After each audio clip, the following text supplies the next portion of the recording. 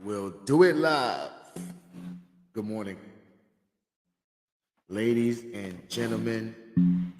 Good morning. Hold on. Make some alignments.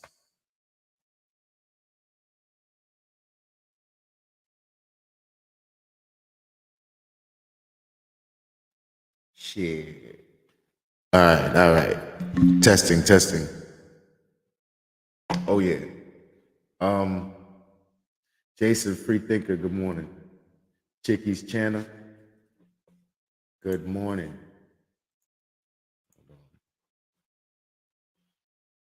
Cynthia Hoggart, good morning.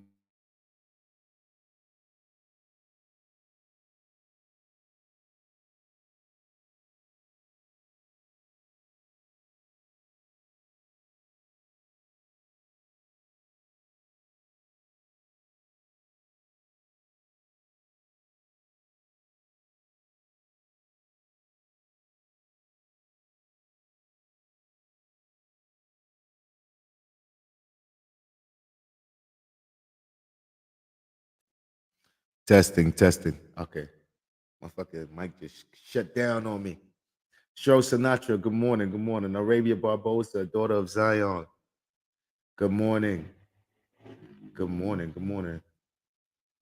Oh yeah, we gonna have a nice Sunday service today. It's gonna be interesting.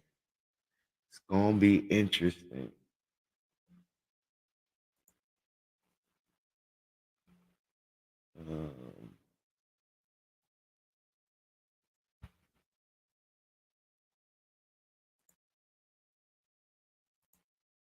why am I not here?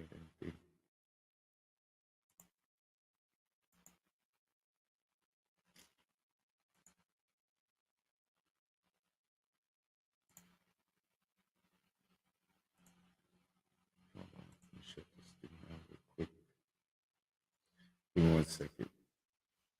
Give me 1 second, y'all. Let me fix this thing.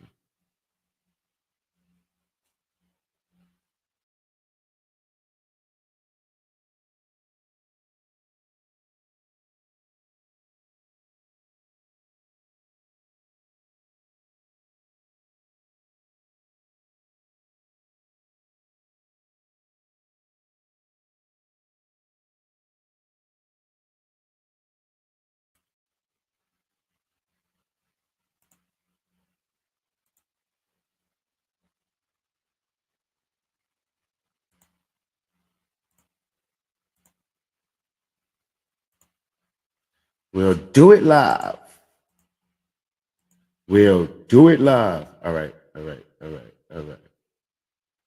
All right. Hey, Simply Erica. What's up? Good morning. Happy Sunday. Hold on. Let me share this video.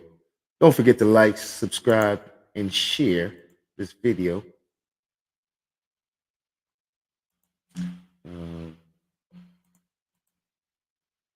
Do all my likes and subscribes and shares.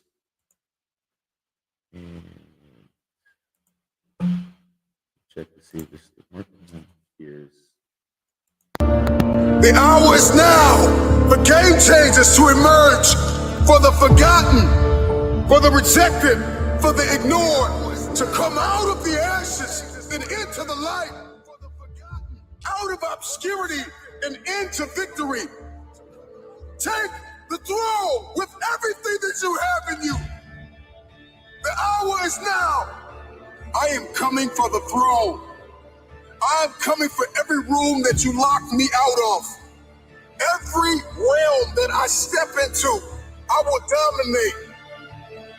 I am determined to win, no matter what season I'm in. When you counted me out, when you rejected me, when you overlooked me, when you ignored me, I waited painfully in obscurity for the opportunity to take the throne.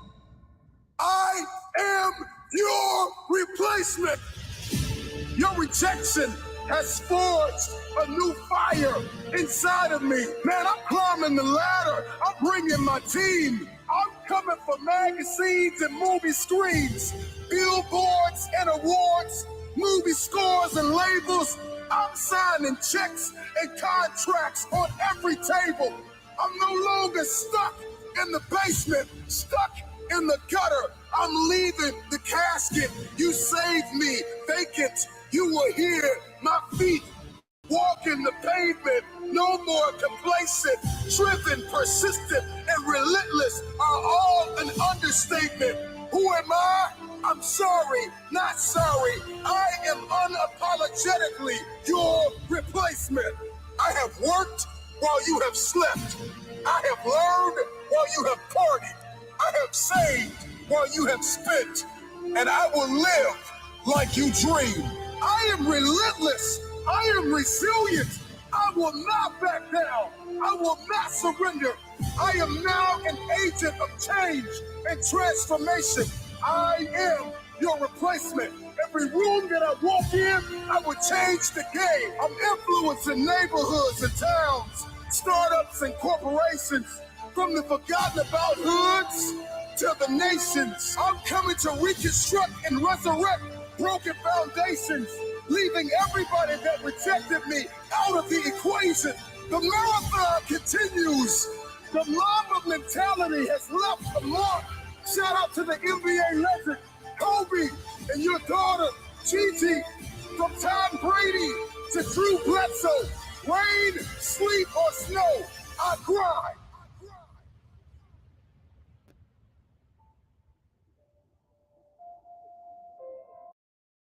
I grind. Yeah, salute to everybody in the building. Salute to everybody in the building. Hold on, hold on. Service. Send out my little notifications. All right, all right, all right. So we talking about aliens today, y'all. We are talking about aliens today. That's what we doing. That's pronoun on one. Salute. Good morning. Good morning. Hit that like button if you haven't already. Uncle L. Salute. Let me get my other thing ready real quick. I'm hearing I don't like how I sound right now. I don't know what it is. I'm hearing like a feedback. Testing. All right. All right. Let me get the Wabbit Juice Fund. Let me get that in order. Oops.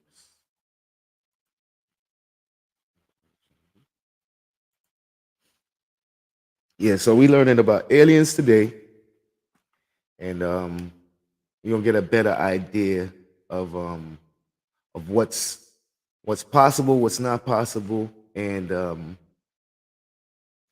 who's lying and who's not lying, and how can you tell the difference when somebody is just spewing information because they think you're stupid. One thing I've learned is that when you know about a subject, people just can't say anything about the subject and sound smart to you. But if you don't know about a subject, somebody could say some shit about the subject and it sounds amazing and they might be absolutely wrong, but it sounds smart to you because you don't know about the subject. So that's an important thing. That's an important thing. Copied. Let me post this in the let me change my account.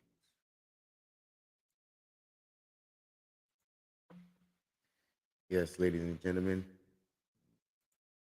Turn my YouTube off. Let me pin the Wabbit Juice link.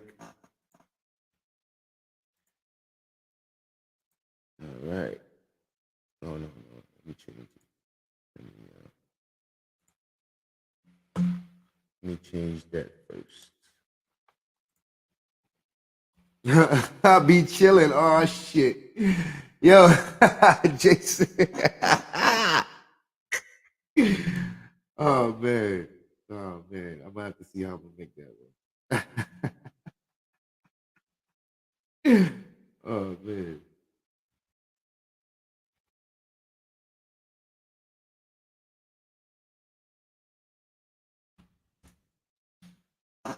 Man, that was funny. I'll be chilling. Yeah, we're gonna definitely need some Sunday service commands for Nightbot. We definitely gonna need some of those. Let me pin that message. I'll be chilling. I'll be chilling. Let me see what Nightbot, what you got to say about I'll be chilling? What you said? What the fuck? Oh shit! Both my Nightbots is on. All right, switch account here.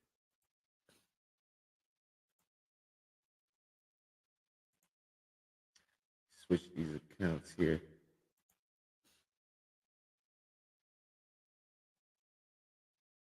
All right. We need a I'll be chilling. Let me see what I'm gonna do.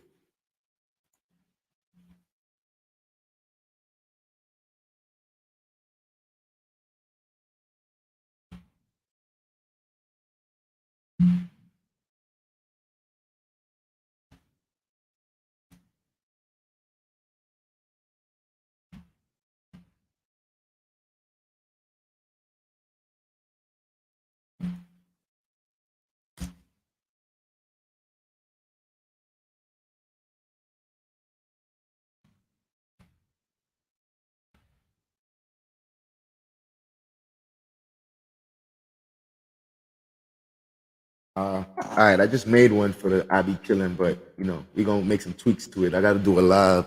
I gotta do a live where we come up with a bunch of commands for the Nightbot. So that will be coming. All right. Somebody type exclamation mark chilling and see. Let's see how that worked out. Exclamation mark chilling. 27. Good morning. Good morning. You broke today. Oh shit, Arabia. Don't worry. We taking collections for you. We taking collections for you. Oh, let me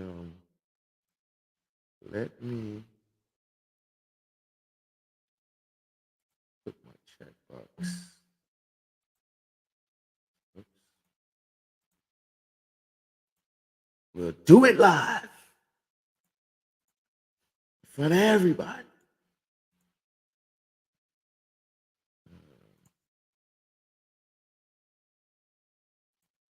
Pop out chat, copy and paste. Hold on, we're gonna start in a second, you know what I mean? We're gonna start in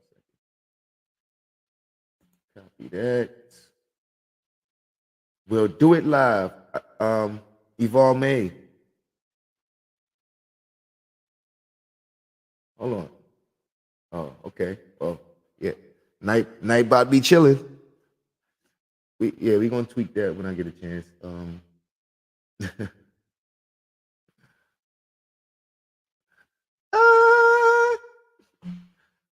Okay, what was I doing?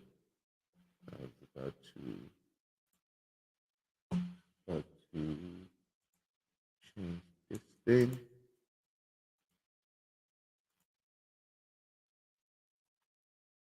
All right, my chat is loaded. Chat box is on the screen. I can change this. Boom. Boom.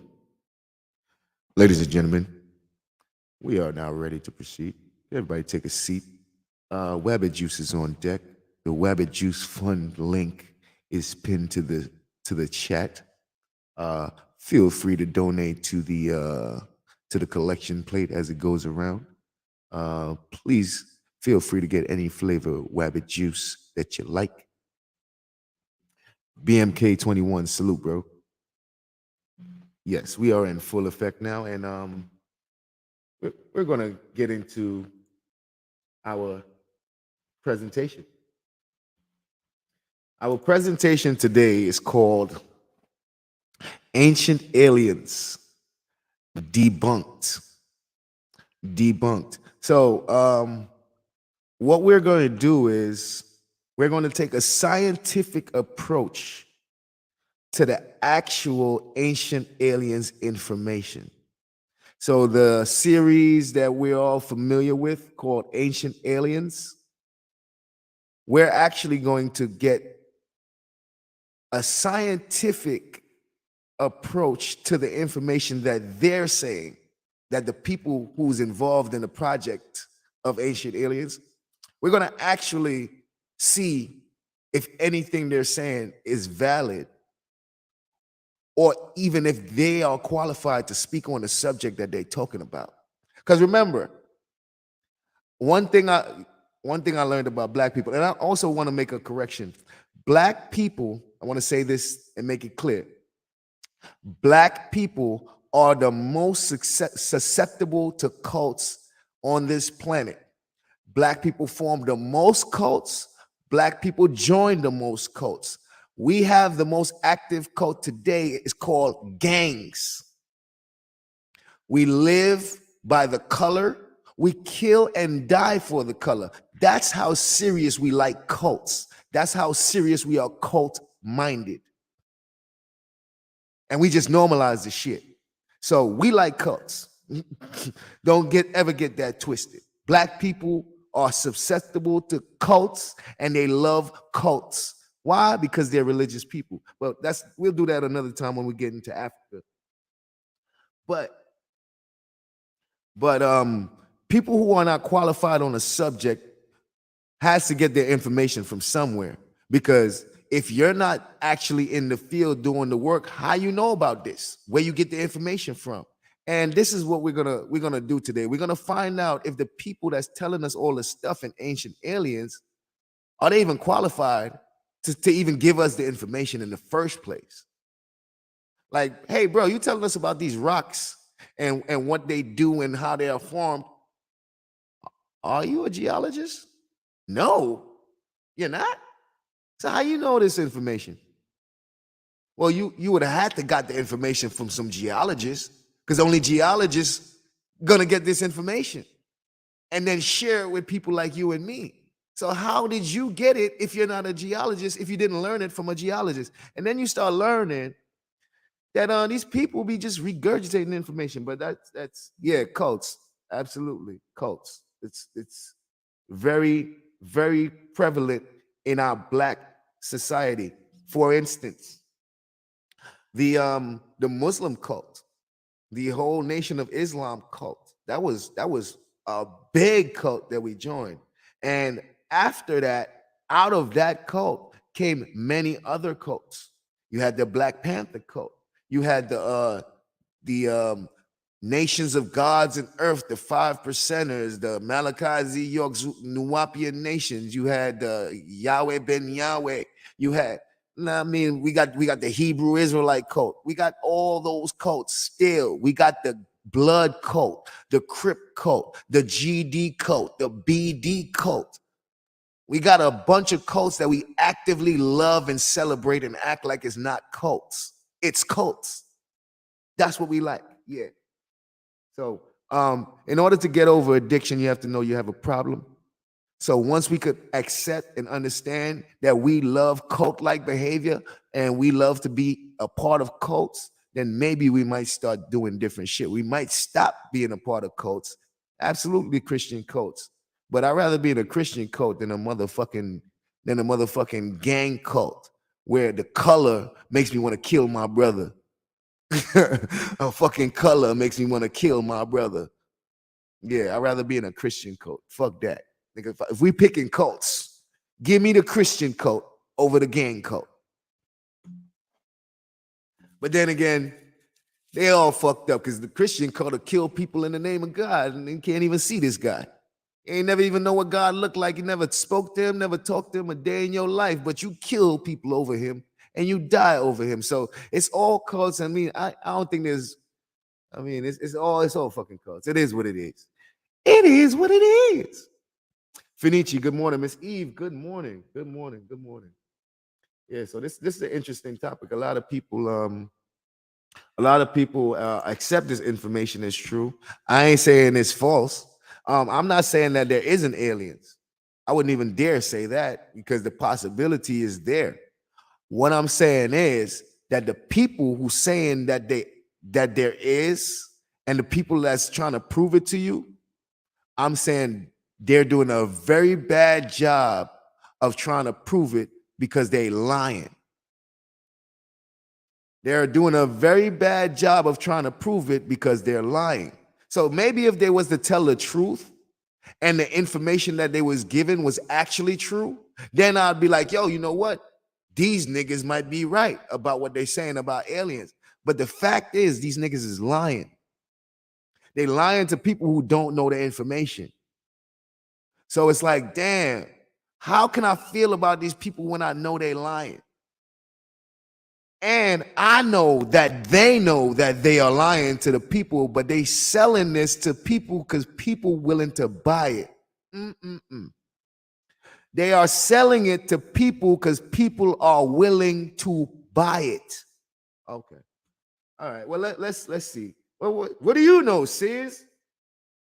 What do you know?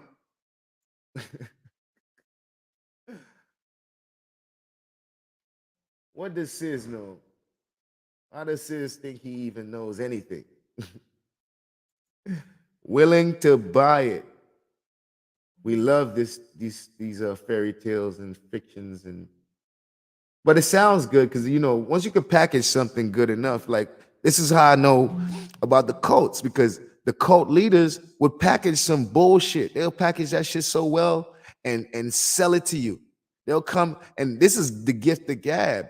They would say some shit to you and make it make sense. The shit don't make no sense, but they'll make it make sense.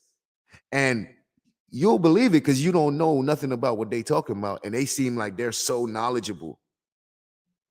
And before you know it, you believe in everything this motherfucker says. And now you're repeating it to other people who got sense and looking stupid. And looking stupid amongst regular people. But thinking that you the shit, that you know some shit. Because when you go amongst like-minded cult members, they all make you feel like what you know is correct. But then when you go amongst regular folks, your ass looking stupid, nigga. So, but if you want to believe that you're correct and everybody else is dumb, that's on you, because a lot of people take that stance. The Bible will make you take that stance. The Bible will make you be like, you know what? Fuck everything that y'all gotta say, because the book said that y'all would say that God is not real.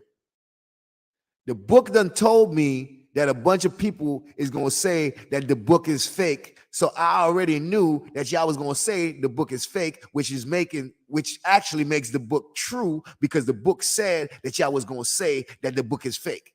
Look at that shit, a clusterfuck, a mind fuck. That's like me starting a cult and telling everybody, listen, when you go out to the real world and you tell them you're a Sizite, they're going to call you a cult. But don't listen to them, because they're just working for the devil. That's what the devil is going to say. The devil is going to say that if you follow Sis, you're in a cult. And then you leave the Sizite compound. Then you go out into the real world with your fuck shit that you got from Sis, and you looking stupid like a motherfucker. And people like, bro, you in a cult. And you're going to be like, I knew you would say that. Sis told me you niggas would say that. That just makes Sis even more a real prophet, because he told me you niggas was going to say I'm in a cult. God damn. If that's how easy it is to get niggas with reverse psychology, shit, nigga. Because that's how the Bible got niggas. The Bible be having niggas just like that, nigga. They'll say that shit. Be like, the Bible told me that y'all said, man. Anyway. All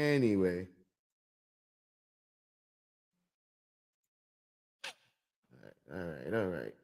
I got all these damn things open. Close out some stuff.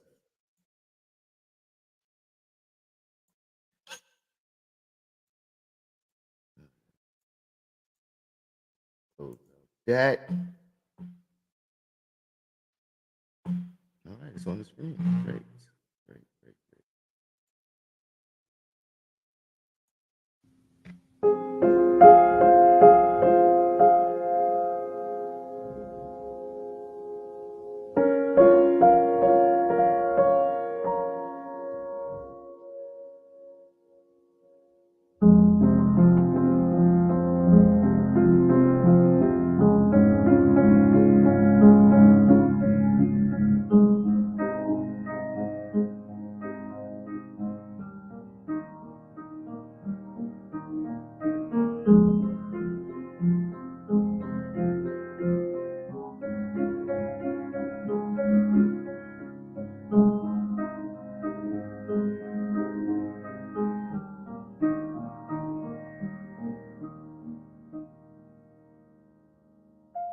Ancient Aliens is an American television series which premiered on April 20th, 2010 on the History Channel.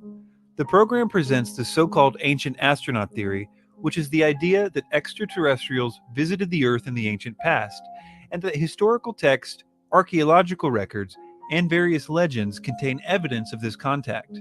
I used to believe that the ancient astronaut theory was true. I spent years learning about it from the popular authors, from video presentations. Hold on. We need to learn who some of these popular authors is. Hold up.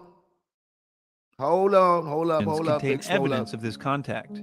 I used to believe that the ancient astronaut theory was true. I spent years learning about Boy, the Stairway of Heaven, Genesis Revisited, Divine Encounters. What name is it? Zachariah Sitchin. Shit. I tell you what, if you start talking about these type of aliens, I already know where you got it from. Because I know the nigga who made it up. His name is Zachariah Sitchin. Oh shit. I know for a fact, if you believe in ancient aliens, you already have to learn it from Zachariah Sitchin, because where else you gonna learn it from? Anybody who's speaking about it got it from him. Oh shit. And we got somebody before him, but we'll get there. But this is how you start knowing information. You're like, wait a minute. If you use certain words like Anunnaki, I automatically know you a Zachariah Sitchin follower. I already know you got your information from Zachariah Sitchin. The question is, who the fuck is Zachariah Sitchin? That be the questions niggas don't be asking. This nigga done wrote all his books about aliens. This nigga done wrote all these books about extraterrestrials. You would swear this nigga's a scientist. You would swear that the nigga writing all this shit is a fucking scientist. Wouldn't that make sense to y'all? That the nigga writing all these books about aliens and trying to make it basically plausible, you would think that this nigga is a scientist. Guess what? This nigga is not a scientist, never was a scientist. That man is a retired FBI agent turned storyteller. A retired FBI agent turned storyteller. Yeah. When that nigga Zachariah Sitchin brings his information, he got to bring me some proof of where he got that shit. He can't just tell me nothing. He got to tell me where he got it from, because nigga, you ain't do none of this work. So how you know that? Why the people that's actually doing the work in the fields, why they not saying that, nigga? Why you the one saying this shit? Shit. Well, listen, if you don't know where you getting your information from, you might not realize that you got some bullshit. But this nigga's not a scientist. He wrote all these fucking books. You know why he wrote all these books? Because he knew people would buy it. Because he knew people would buy it. But let's continue. About it from the popular authors, from video presentations and radio shows. I was an enthusiastic promoter of this idea to my friends and family. Although I no longer feel that way, I want you to know that I have no personal reasons to reject this theory. My current worldview could easily accommodate the existence of extraterrestrials. I hope you will come away from this film, even if you disagree with it, saying that I fairly reviewed the claims of ancient aliens without bias and with respect. I hope. God damn. This man believed that shit. He believed all that ancient alien shit. He read all the books. Until he actually took a scientific approach. And guess what? fucked his whole shit up. Now the man said he's not biased.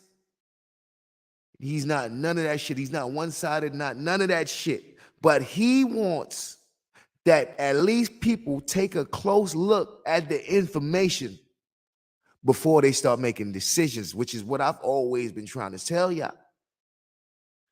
Anytime you hear some new piece of information, before you accept it or deny it, go look that shit up. Go find out all the valid ways to see if it's true. Because you can search something on the internet and get something that says exactly what you said, what you wanted to say, and it be false.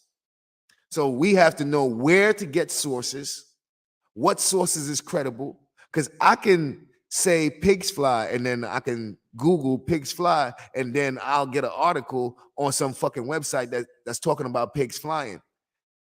That don't mean that that's my proof that pigs fly.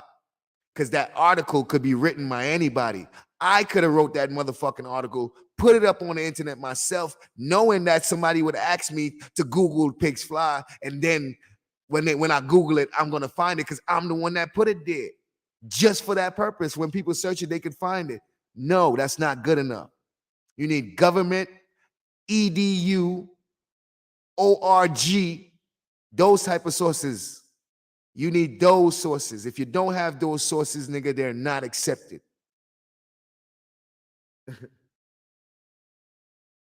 Maybe you can. Vinici, maybe you can. Maybe you can, man. Maybe you can. Salute to all the people in the building. And all the ghost watchers. Hit the like button if you haven't already. I hope to show you that this is not a matter of ancient aliens getting a few details wrong here and there and their main premise remaining true. That is not an option in my opinion. I hope to demonstrate to you that they are wrong not on some, but on every single point where they assert an ancient astronaut theory to explain evidence.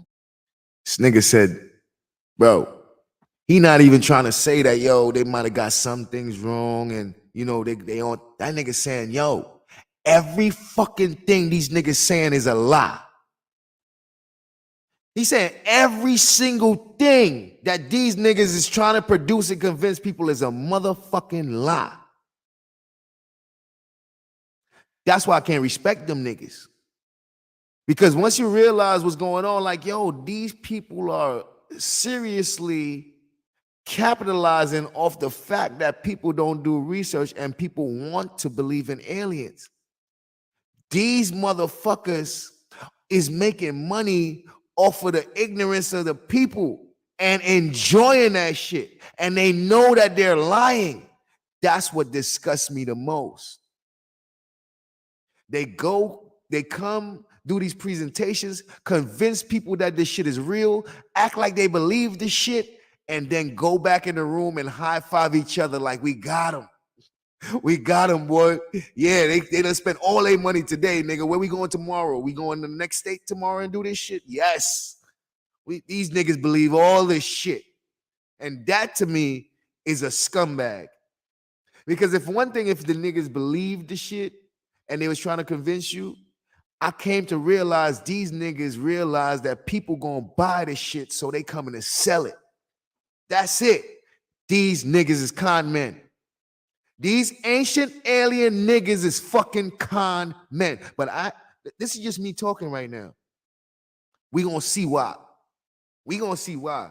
Because it shit sounds smart to people who don't know. This shit sounds smart to people who don't fucking know. But every time we do a Sunday service, we get closer and closer to knowing more shit. So when niggas like this try to present they fuck shit to us, people who do a Sunday service is gonna be like, can you give me a resource on where you got that? Can you give me a link to the actual resource to where you got this information? So just so I can check for myself. I ain't saying you wrong. I just want to see for myself.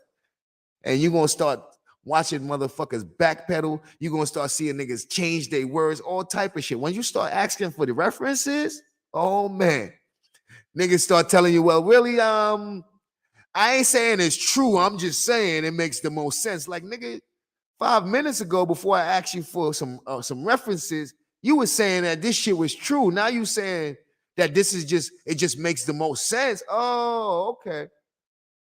Okay. Once you start asking niggas for proof, the motherfucking conversation changes. And that often they are using deceptive means to do this, and sometimes even fabricating evidence to make their points. The man said they're using deceptive means and sometimes even fabricating. These niggas is lying and conning the people on purpose. On purpose. So when you know the information, the actual science behind the shit that they talking about, and you hear what they say, and you know that they could easily go find out the information, these niggas rich. These niggas rich. They got all the resources to get all the information they want on this subject. They know they fucking lying. These niggas know they lying. And they're selling it to the fucking people. That's why I can't stand these kind of motherfuckers. Niggas like Zachariah and all these motherfuckers is con men scumbags. Because it's not like they're coming from a place of, oh, I didn't know. I thought the information was right. These motherfuckers know they lying. And they're deceiving the people on purpose. But we gonna see why. We gonna see. As we will see. I would also like the viewer to know that unlike many skeptics of the ancient astronaut theory, I actually concede that something out of the ordinary could have occurred in the ancient past, and that there are certain consistent themes in ancient mythologies and the like that require good explanations. But I think you will quickly see that the ancient astronaut theories do not explain this evidence. Boom. All the man saying is, he's basically saying, he's not saying that aliens don't exist or they can't be the alien astronauts. He's saying that the information that you niggas is presenting, the information that y'all is presenting to say that these claims is true, that's the fraud right there. That's the fraud. Even if it is true, the information that you're presenting is a fucking lie. So you're going to have to go back and get the actual information that's going to prove this shit to be true. Because that shit that y'all showing us is a motherfucking lie. So do better, nigga. Because maybe it is true, but that, nigga, not because of those reasons that you're saying, because those reasons is a motherfucking lie. You will notice a number that appears periodically on the bottom right-hand corner of the screen throughout this film. This number will appear when I am making a claim that requires a reference in order to back it up, and it will correspond to a number on the companion website, ancientaliensdebunked.com. This film is divided into 3 main sections.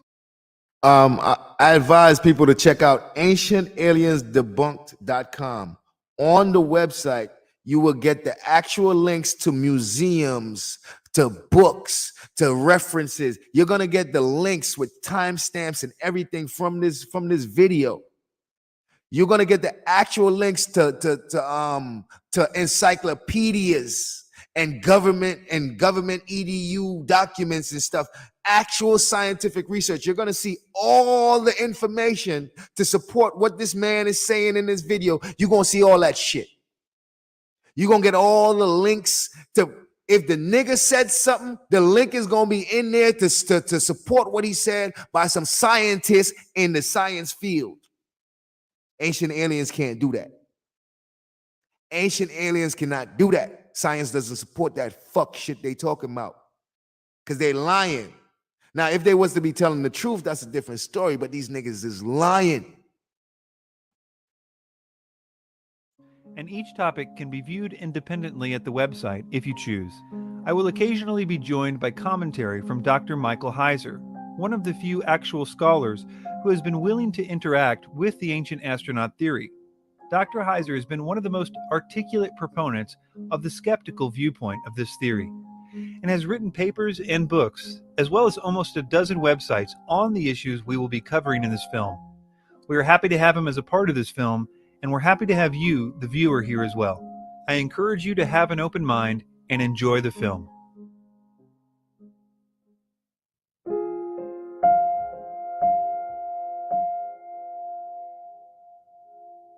Puma Punku is so unique in the way that it was constructed and shaped and positioned that it is the most intriguing ancient site on the planet.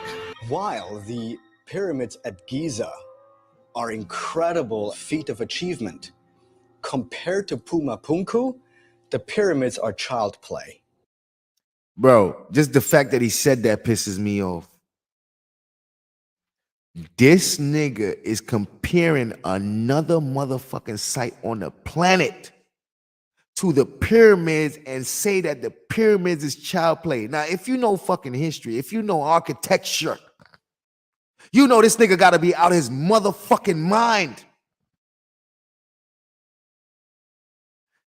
Already, this nigga gotta be out his motherfucking mind to think that something else on this planet can fuck with the architecture or the fucking masonry of those pyramids. This nigga's crazy. And you could tell he don't know what the fuck he talking about. Or just right there. This nigga crazy. In my opinion. Oh yeah, you're gonna hear that my opinion shit a lot.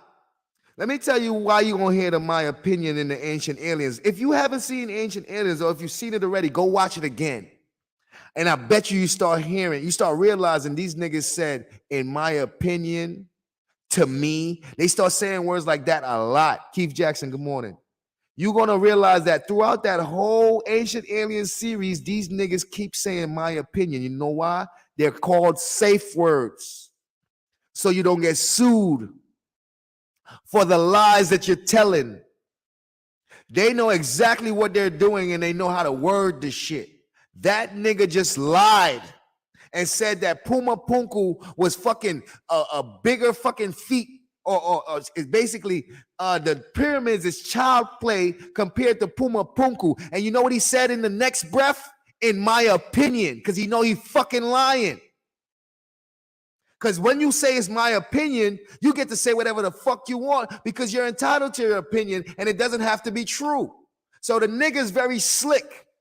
The bitch ass nigga gonna say it's child's play and then add in my opinion. Of course it's your opinion, nigga, because there's no fact behind that fuck shit you just said. Let's hear this nigga again. Constructed and shaped and positioned that it is the most intriguing ancient site on the planet. While the pyramids at Giza are incredible feat of achievement, compared to Puma Punku, the pyramids are child play. In my opinion, the most significant piece of evidence that we have in this entire ancient astronaut puzzle is Puma Punku in the highland of Bolivia. Well, if Bro, this nigga said in the highlands of Bolivia, nigga. Boy. This nigga's crazy. You think anything in Bolivia could be better than a fucking pyramid? You lost your motherfucking mind. Puma Punku is considered such good evidence for the ancient astronaut theory, we should probably start off by looking at it. After all, it's the one that they say was built directly by extraterrestrials. Puma Punku is the only site on planet Earth that, in my opinion, was built. That, in my opinion, was built. Nigga, we don't give a fuck about your opinion, bruh. You out here teaching us some information that's supposed to be true. Where the fuck is the fact? What you come telling me about, in my opinion? This is what they do throughout that whole fucking series. They hit people with a bunch of in my opinions because people are gonna overlook that. The normal people, most people are going to overlook that these niggas is saying my opinion to stuff that's supposed to be true. If it's true, this nigga wouldn't say my opinion. He's very careful. There's a lot of people involved, a lot of money involved. This shit is on national TV. They have to fucking reread and proofread this script. This is a written script. That nigga knows he has to say my opinion when he's fucking lying. He knows that. This is what they doing. Divide and conquer, salute. This is what they doing. Just pay attention to what they doing. These niggas think they slick. They're con men. Extraterrestrials. Puma Punku is the only site on planet Earth that, in my opinion, was built directly by extraterrestrials. Ancient Alien starts off with a false dilemma by making people think that it was absolutely impossible for ancient people to construct Pumapunku, even to the point of making outright false claims. Outright false claim. Bruh, I already know the nigga made a false claim by saying my opinion. Bro, like, first of all, there's enough motherfucking information out here for you to do comparisons, nigga. So you wouldn't have to guess. Like, we can go and get all the ancient architecture and fucking do comparisons and see which ones is the most fucking dynamic and which one is the most technological and all that. We could do that, my nigga. So why the fuck you gotta guess? Talking about your opinion. You ain't even a motherfucking scientist. You're not even a geologist. You don't even study masonry. You're not an architect. Why the fuck does your opinion matter on this subject when you don't know what the fuck you talking about? But you out here telling people and getting people to believe this shit about your opinion as if it's true. Mickey, good morning. This is the shit that you got to pay attention to. White people double talk.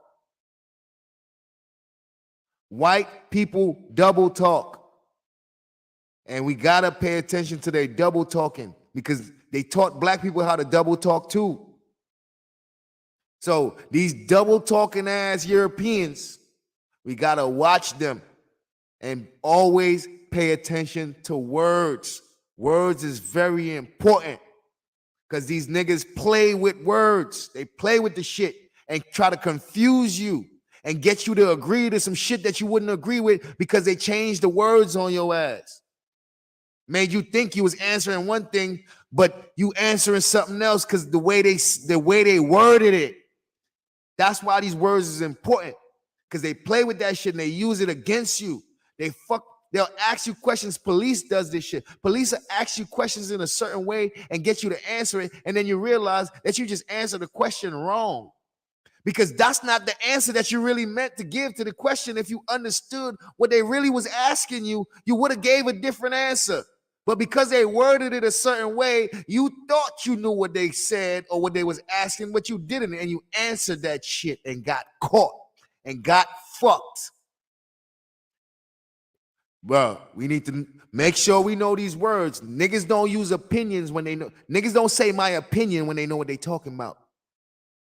Niggas don't say my opinions for facts. People don't do that.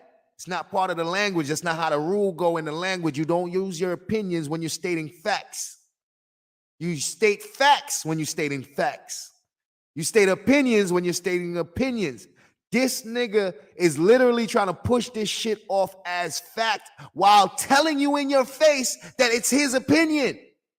Now, if he don't think you stupid, I don't know who does.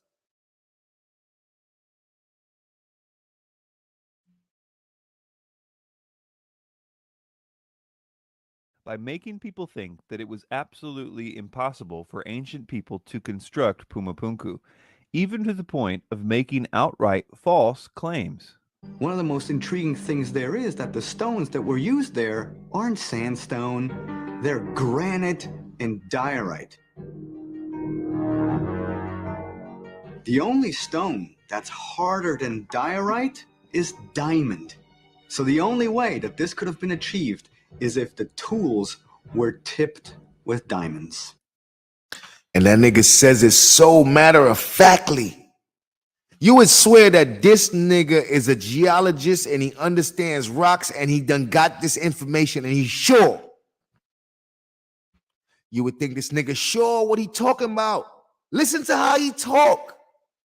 This nigga said the only way and it can't in no other fucking way because this nigga know what he talking about. Obviously, you gotta watch these kind of niggas. Then when he done, he gonna be like, yeah, in my opinion. Like, nigga, how you so sure in your opinion?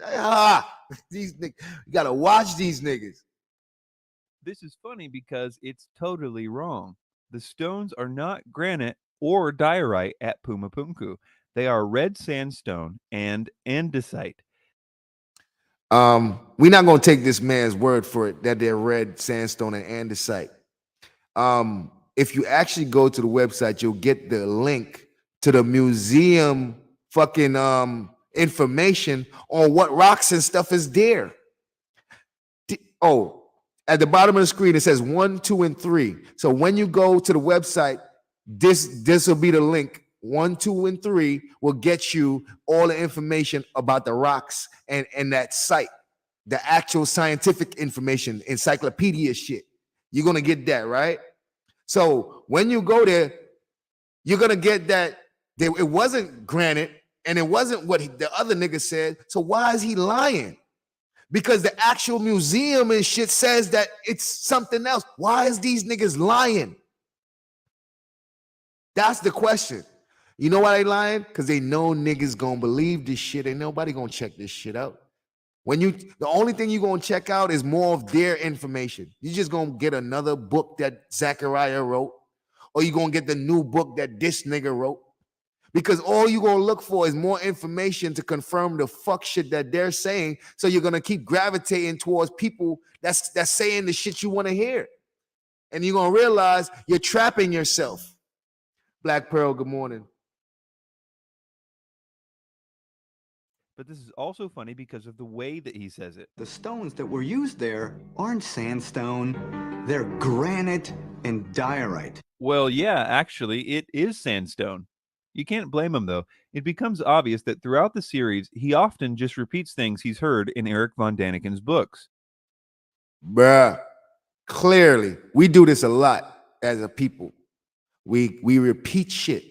This nigga, he believes in Eric Von Daniken and his work so much that he repeats that shit like it's the gospel. Listen, the nigga is talking and you swear that this is his words. You swear that this is his thoughts. No, this nigga saying exactly what is in the book that Eric Von Daniken wrote. Eric Von Daniken studies Zachariah Sitchin. So he's just repeating everything that Zachariah Sitchin said. And it's like, yo, we just get a bunch of regurgitators regurgitating false information to whoever will believe the shit. And then when you actually take the time to check it out, you realize these niggas is lying. You realize these niggas lying. And it's easy to see that these niggas lying because they're on national TV and they have to be careful with their words. So that's how we're gonna catch these niggas lying. And we're gonna show that they know they lying because they're using certain words to protect themselves. They're using certain words to protect themselves from the lies that they are telling. For instance, corporations that sell products and they advertise that it's the best and they word that shit a certain way so that they can't get sued by a customer who says the product don't work the way they say it does.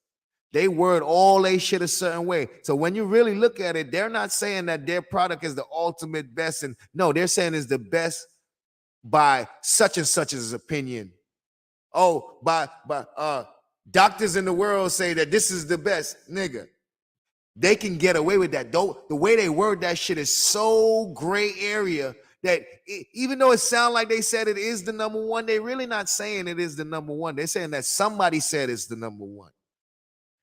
But you ain't realized that they're saying it that way. And dumb motherfuckers know how to word that shit so they don't get sued. But when you read it off top, you swear that they're saying that this is the best one. And they know how to word it. Understand these words. Understand these words and understand that when you're on a big platform like this with millions of dollars, these motherfuckers have to say things a certain way. And that's how we gonna catch these niggas.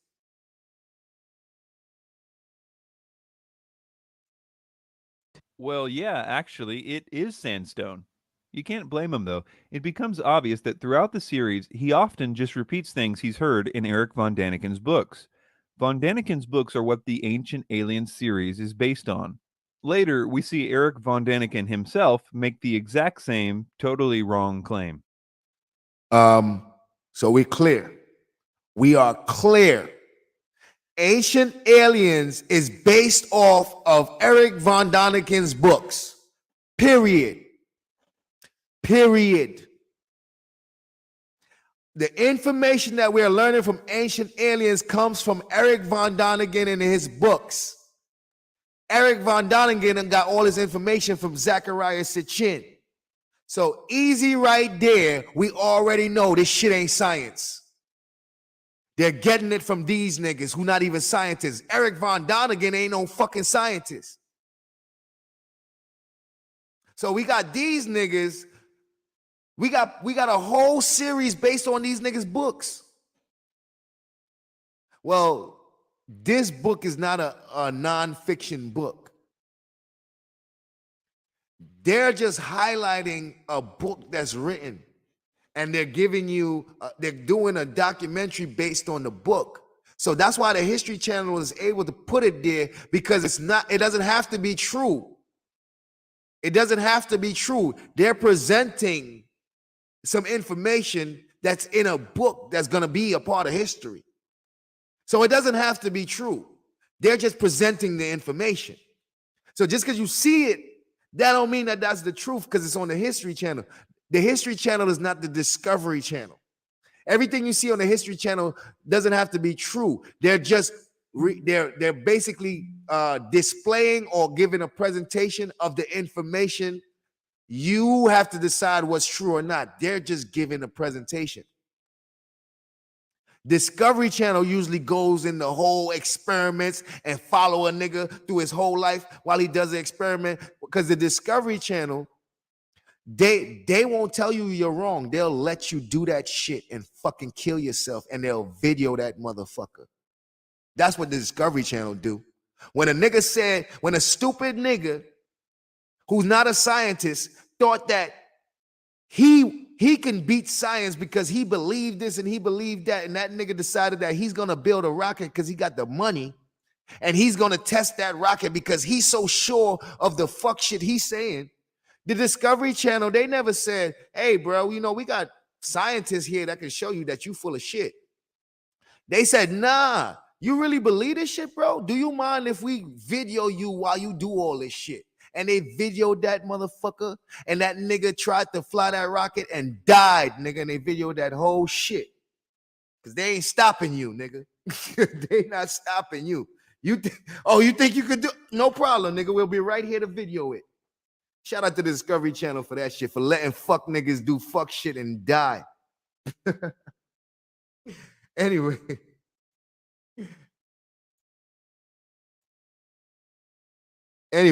Eric Von Doniken, this whole Ancient Aliens is based off the books that this nigga wrote. It's not based off of science. It's based off of the books. Von Daniken's books are what the Ancient Aliens series is based on. Shout out to Kilo, Hurricane Kilo in the building. Later, we see Eric Von Daniken himself make the exact same, totally wrong claim.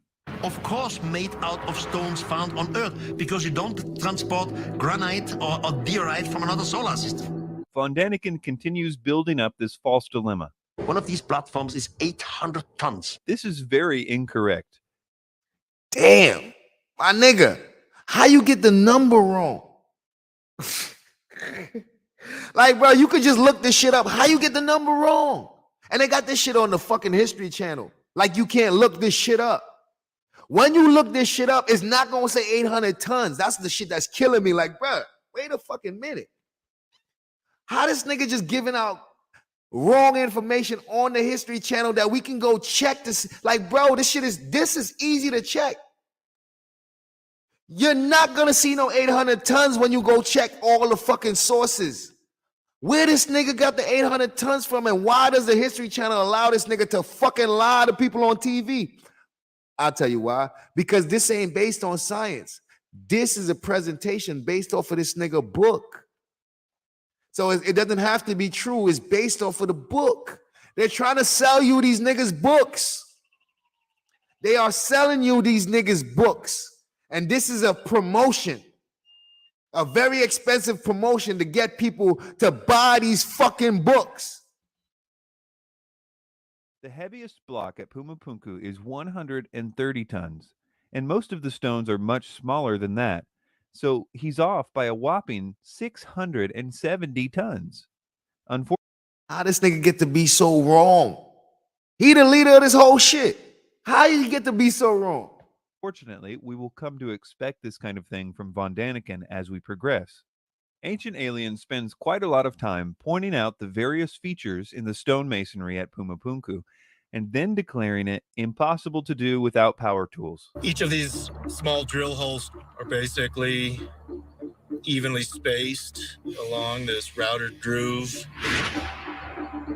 To me, it's clear that power tools have been used on this unusual block of stone here. Well, exactly. And this surface is as smooth as the tabletop, like in your kitchen. There's no wave to it or anything. This was machined. The sandstone and andesite stones at Pumapunku would have been easily worked with the most basic stoneworking tools. The idea that diamond-tipped power saws were needed is ridiculous. The red sandstone was relatively soft and easy to work with, and even though andesite is pretty hard, because of the way it cooled, it could easily be flaked off using stones as soft as 5.5 on the Mohs scale. Such pounding stones were found all over the andesite quarries in the area. Good morning, Lonnie. Contrary to Ancient Aliens' claims that archaeologists are baffled by Pumapunku, archaeologists know the basics about how Pumapunku's stones were cut and shaped. This is partly because there is evidence for this all over the site itself.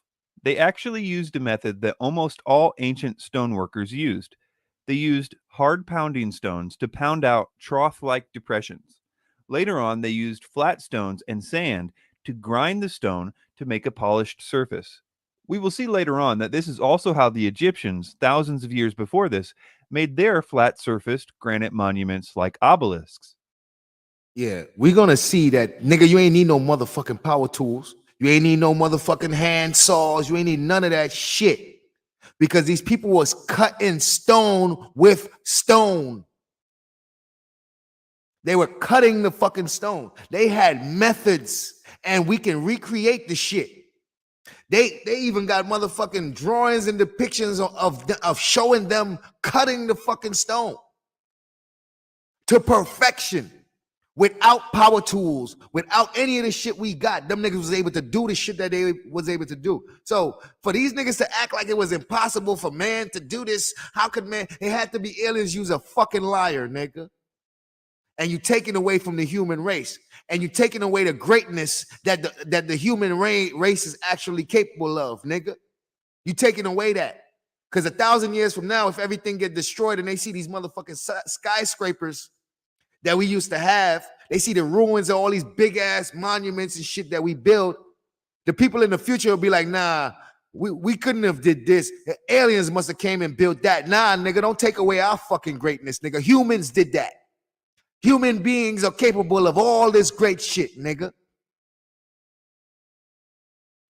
Sand, as we will see later when we look at Egypt, has extremely hard particles in it, and if placed between a flat surface and a rock, can polish even the hardest stones known to man.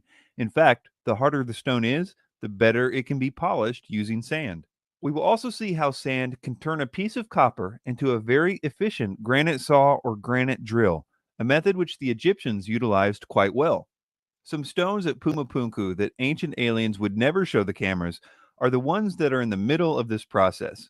They show that at the same time a stone was being pounded by stone hammers, which created these trough-like depressions, the grinding and polishing was taking place on the other end of the stone. Unfinished stones like this one clearly show how they were shaped, and it wasn't with lasers. There's also unmistakable evidence of stone hammers having been used in places that were never meant to be visible, like where certain stones would be connected with one another. And because of that, it's hard for me to believe Eric von Daniken in this next clip, because it would mean that the alien toolbox had a laser gun right next to a stone hammer. Extraterrestrials arrive, the spaceship stands in orbit. Yeah, that makes a lot of sense, because imagine these niggas is saying that these people came, the aliens had power tools, and that's how the stuff was built. Well, if they had power tools, why were they still using stone equipment and stone tools, nigga? Wouldn't they just have all the up-to-date modern tools? You saying the aliens came and only decided to give them the motherfucking laser shit, like nothing else? So they gotta still use all the other shit, but for this thing, they got a fucking modern, futuristic fucking tool. Like, really? Really. And everything else is stone except for this one thing. Like, get the fuck out of here. This is the shit that they be wanting people to believe. But I can't get mad at them because people believe this shit. And I can't get mad at the people that believe it. All I can say is you might want to learn how to apply validating information before you accept things as true. That's all I'm saying. Orbit. Only a smaller space vehicle comes down like a space shuttle.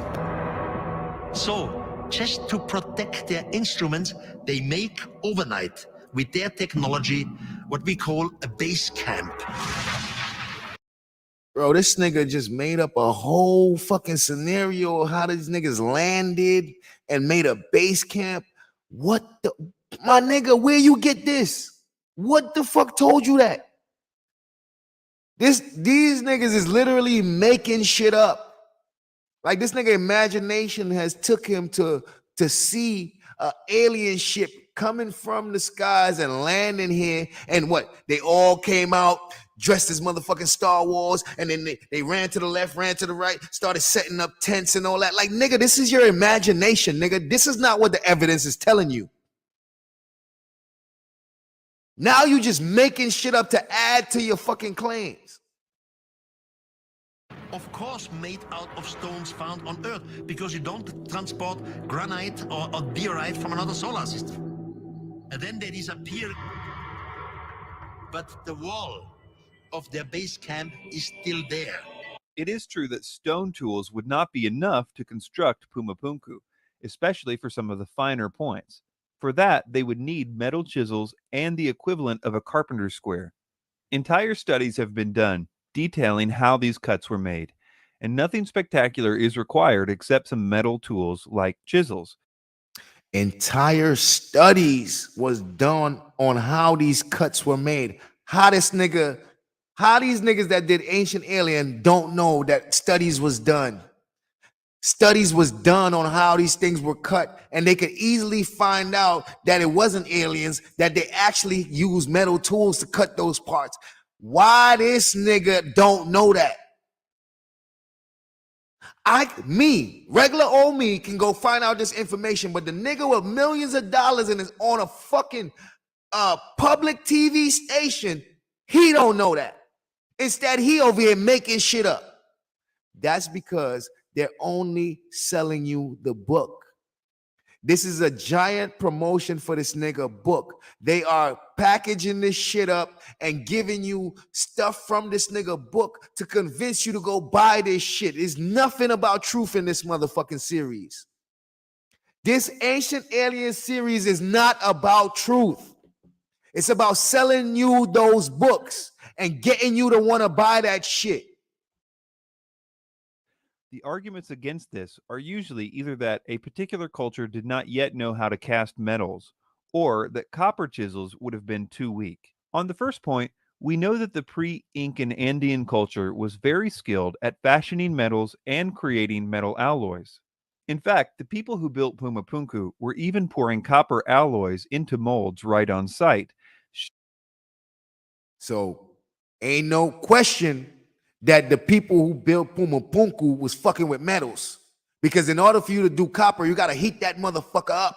So you gotta know about the fucking the furnace and the process and all that. You gotta be able to keep that fire sustainable and hot enough for a long period of time so that it could melt the fucking metals. They already was doing that, nigga.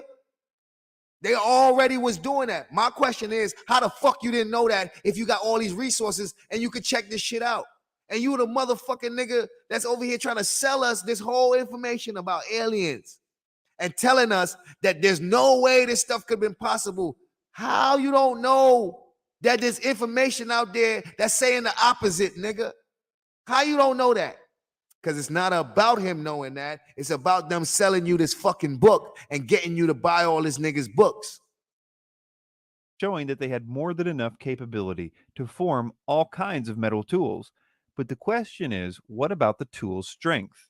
Well, even if they were pouring pure copper into a mold, it would still work, but it would need sharpening often. But because archaeologists actually found a few of these metal cramps used by them on site, we now know that they were using a very strong copper arsenic nickel alloy, which made a much... God damn, they know exactly what the people was using to make the cuts. The scientists know is exactly what the people were using to make the cuts. But let this ancient aliens nigga tell you, ain't no way they could possibly have cut that shit. How, bro, what the fuck is going on here? What is going on here? Something's not making sense. You telling me that this nigga couldn't just look up to see if they can do it or not? If any studies was done? This nigga just gonna come on here just lying through his motherfucking teeth, trying to get people to believe that they couldn't have did it no other way except for with aliens? And then I start realizing that, oh, this ain't about fucking the truth. This is about selling this nigga book. They doing a big ass advertisement for this nigga book. They're doing series long advertisement for people to buy this nigga books. Because they are counting on the fact that a lot of people are not gonna double check this shit. And the people that do the research on this shit, they're usually looking for stuff that's gonna support their belief. So they just go find more Zachariah Sitchin books, more Von Daniken books, more books by that other nigga, and just use that. And it's like, bro, you're not really even checking to see if there's any information that counteracts that information, and read that, and then see if the counteracting information can work. Because when I was doing a lot of religious shit, I had to learn all that religious shit in order to tell a nigga that religious shit is bullshit. Most niggas I argue with about religion don't even know their religion more than me. Imagine some shit. I'm arguing with a Muslim and I know the Quran better than him. I'm arguing with a Christian and I know the Bible better than them. That's the type of shit I'm on. Stronger final product. Arsenic acts as a deoxidant, preventing the metal from becoming too brittle, and nickel was used in copper alloys specifically to make strong chisels. Once you understand that they had the ability to make strong metal tools in a huge variety of shapes, there is no part of Puma Punku's stonework that would have been too difficult for them. No part. The evidence, the actual scientific evidence says that, nigga, they didn't need no aliens. They could have did it themselves. Why is these niggas coming up here lying? Empress Lunny One Love. Why are these niggas coming up here lying? I know why. Because they selling a fucking book. They niggas out here. It's really not about educating the people. This is a giant fucking advertisement to convince people to buy this nigga's books. It's not about the truth. These niggas could easily go find out that they lying. They know they lying. You don't know they lying, and they're counting on that. That's what they're counting on. Well, what about these 90-degree right angles that ancient aliens make so much about? One of the amazing things here at Puma Punku is the precision of the blocks. You can see with this block of granite that it's really been cut at very accurate right angles. To make flat surfaces with right angles, you don't need alien technology. You only need a square or a simple equivalent.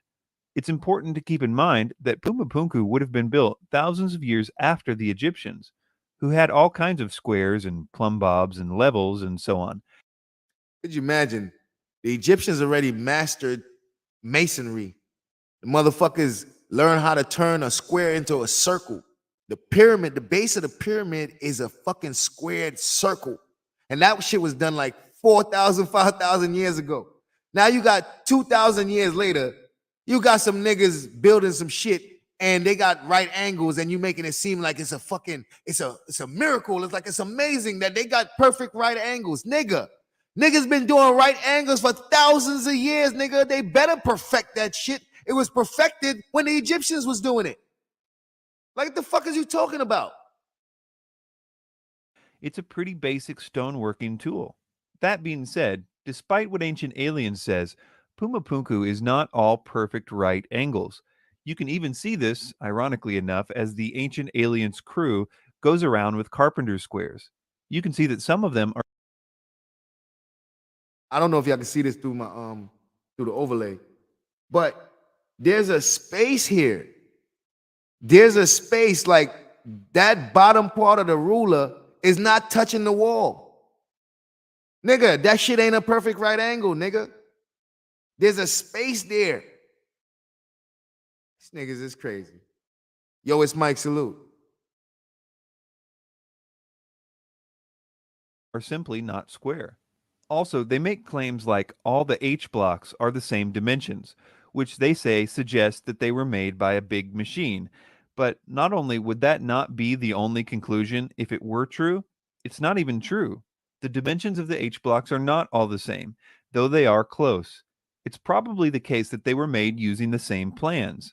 Speaking of plans, Mainstream archaeologists say that Puma Punku was built by the Aymara Indians. And we would all have to agree that in order to build something like Puma Punku, you need writing, you need planning, and you need some sort of a idea where which piece goes and how it ultimately all fits together. But there is one thing that all the mainstream archaeologists agree upon, that the Aymara didn't have any writing. So how is it possible that they built all of this without plans? the builders of Puma Punku may not have had an alphabet, but they did use the common iconography or artwork of their culture called Yanomama. All the icons on the site are Yanomama, not secret alien code. Why they don't know that though? This nigga got the name Yanomama. You can look that up, my nigga. How y'all don't know that this is not alien writing? That it's actually the symbols and icons of the actual people of that was native there. How y'all don't know that? Y'all got all these millions of dollars and all these resources. You're working for the History Channel, and you tell me you can't find out this information that you got out here saying wrong shit.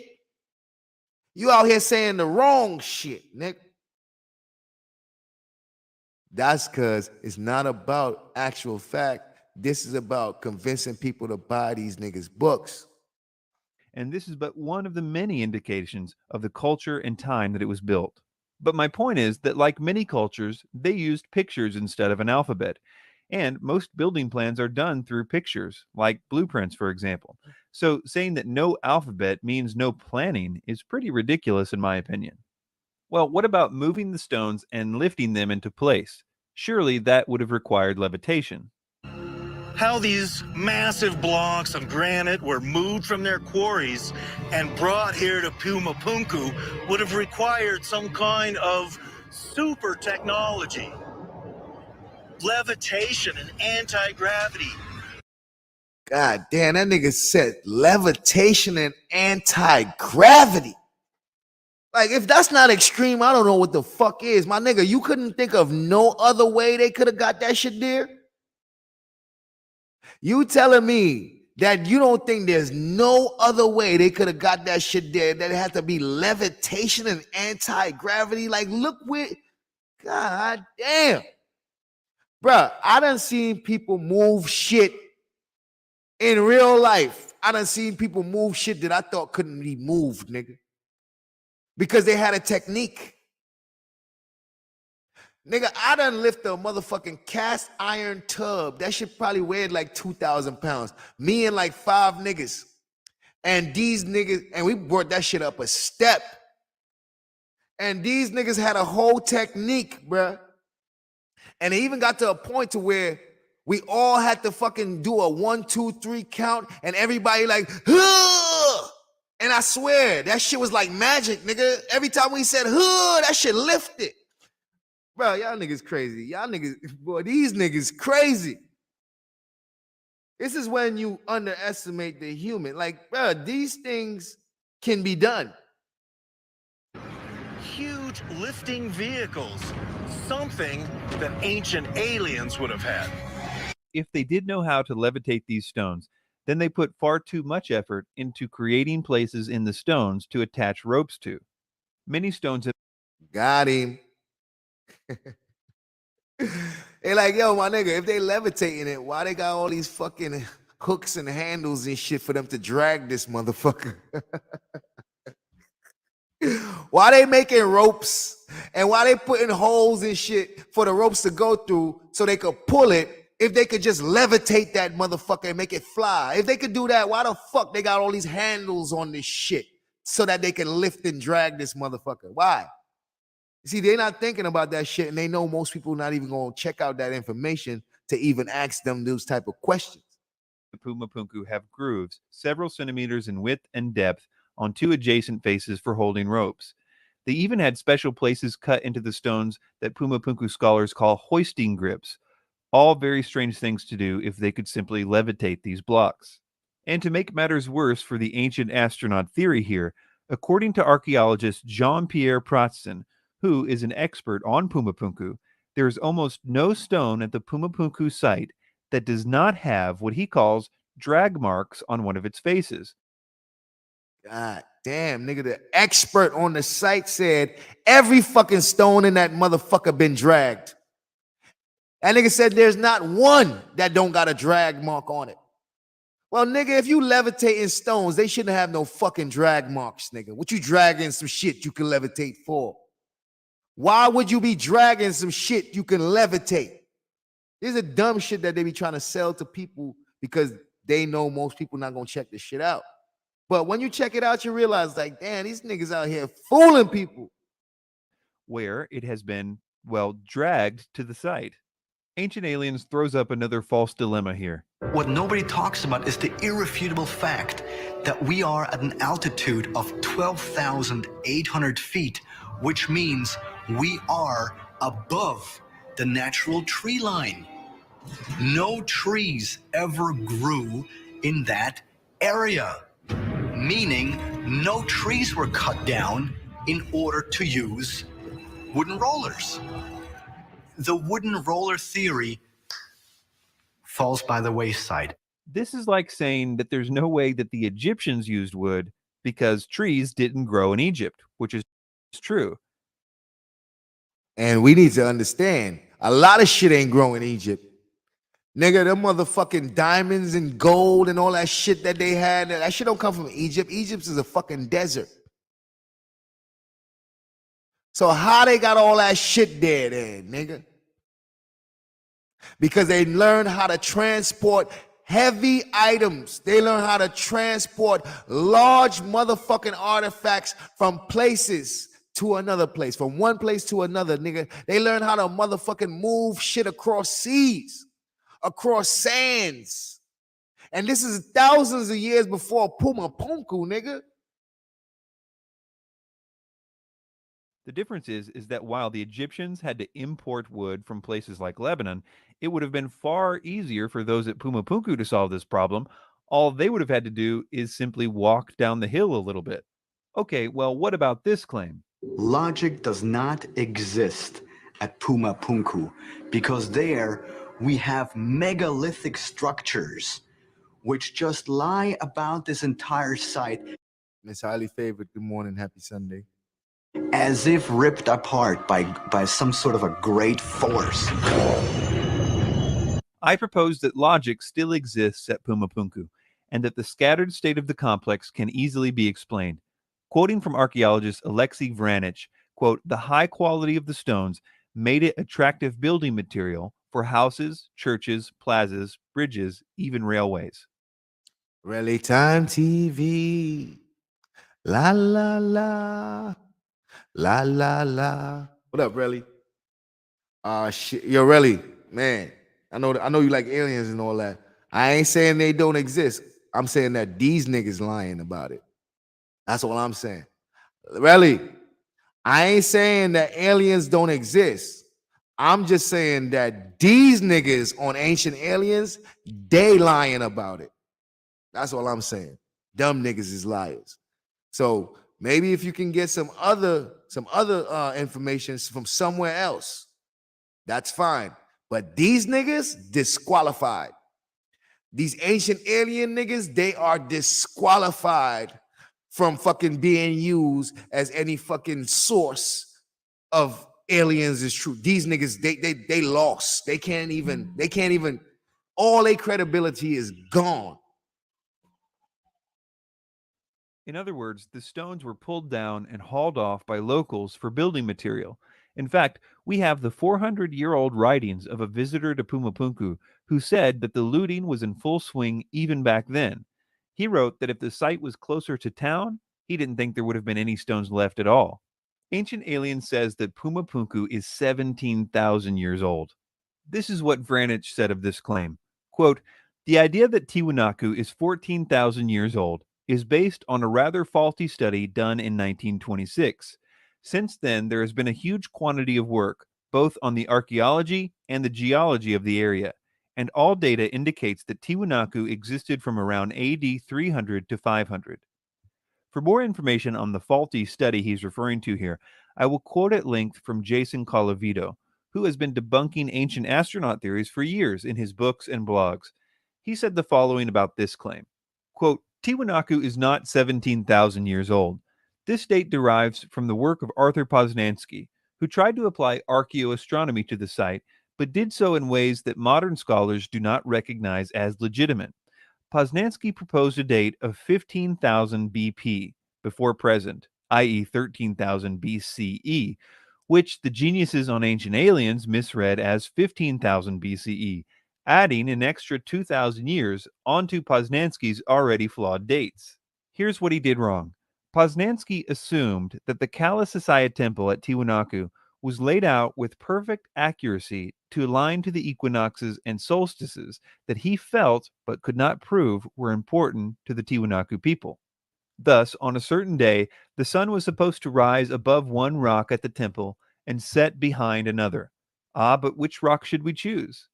Since the current ruins do not align with these celestial events accurately, he concluded that the ruins must have been built at a time when they would have aligned with that event. Since the sun and sky change positions at a predictable rate due to the gradual changes in the angle of the Earth's axis, he concluded that the Kalasasaya temple was built in 13,000 BCE as a solar observatory, despite no other evidence of solar astronomy at the site. The long and the short of it is that Poznański assumed celestial alignments and assumed flawless construction, and then used his assumptions to prove that his assumptions were correct. Colavito also has this picture of the site with the caption, "Pick a rock, any rock, one of them must align with something." This site has been dated using a huge variety of methods, things like carbon dating, the type of metals they used, the debris found in certain places, the type of iconography they used. Literally every kind of dating method applied comes to the same conclusion. It was constructed in the early Middle Ages. Before we conclude this section on Pumapunku, there are two other claims I wanted to address. The Spanish conqueror asked the Inca, the people living there, including the king of the Inca, "What is this Pumapunku?" And they all said, "It's not us. It's not our forefather who make this. This were made by the gods in one single night." Usually a king is proud about what his people did, about the precision and so on. In that case, the chief and the people said, "No, it was not us. It was the gods who made it." If you understand a little about the Incan imperial system and religion, you will understand why the Incans didn't claim the site, and even why they claimed that it had a supernatural origin. Part of the Incan state religion was that the Incan Empire was the first civilization, and it was created by God himself. It was a very convenient idea for bolstering the Incan case for the right to rule everyone else. When the Incans arrived at Pumapunku, the site had already been abandoned for at least 100 years. Admitting that there was a pre-Incan culture at all, let alone one with more skill than them, would have been detrimental to the whole scheme. So they slightly modified their already existing mythology to include Pumapunku. So instead of Viracocha creating the Incan capital, he also created Pumapunku. And just like that, the Incans were still the oldest and greatest civilization, even though everyone probably knew it wasn't true. And finally, Ancient Aliens says the following about what the ancient local people believed regarding who constructed Pumapunku. Local legends suggest that Tiwanaku was built as a site of religious pilgrimage to celebrate the arrival of sky gods. But this is a total lie. Viracocha came from the sea, not from the sky. This is a very sneaky move by Ancient Aliens, in my opinion. So, in conclusion, the stones are not made of granite and diorite. The stones were easily workable with the tools available to the Andean culture, tools which we know included high-quality metal alloyed chisels. These tools would have been more than sufficient to make the angles seen at Puma Punku. The faces of the rocks have been finished using a polishing technique after being rough cut using stone hammers, evidenced by the unfinished stones and hidden areas of the finished stones. The moving of the stones was not as difficult as Ancient Aliens makes it seem, especially when you take into account that they are telling people that the stones weigh 600 tons more than they actually do. The stones have telltale drag marks and hoisting holes for ropes, all showing that they were not levitated as Ancient Aliens would have us believe. We know the culture which built this monument, and all the iconography and sculptures are consistent with that culture, and the various methods of dating that scientists use all point to the same time period. The idea that Puma Punku was from Atlantean times we now know is based on a very transparently flawed presupposition.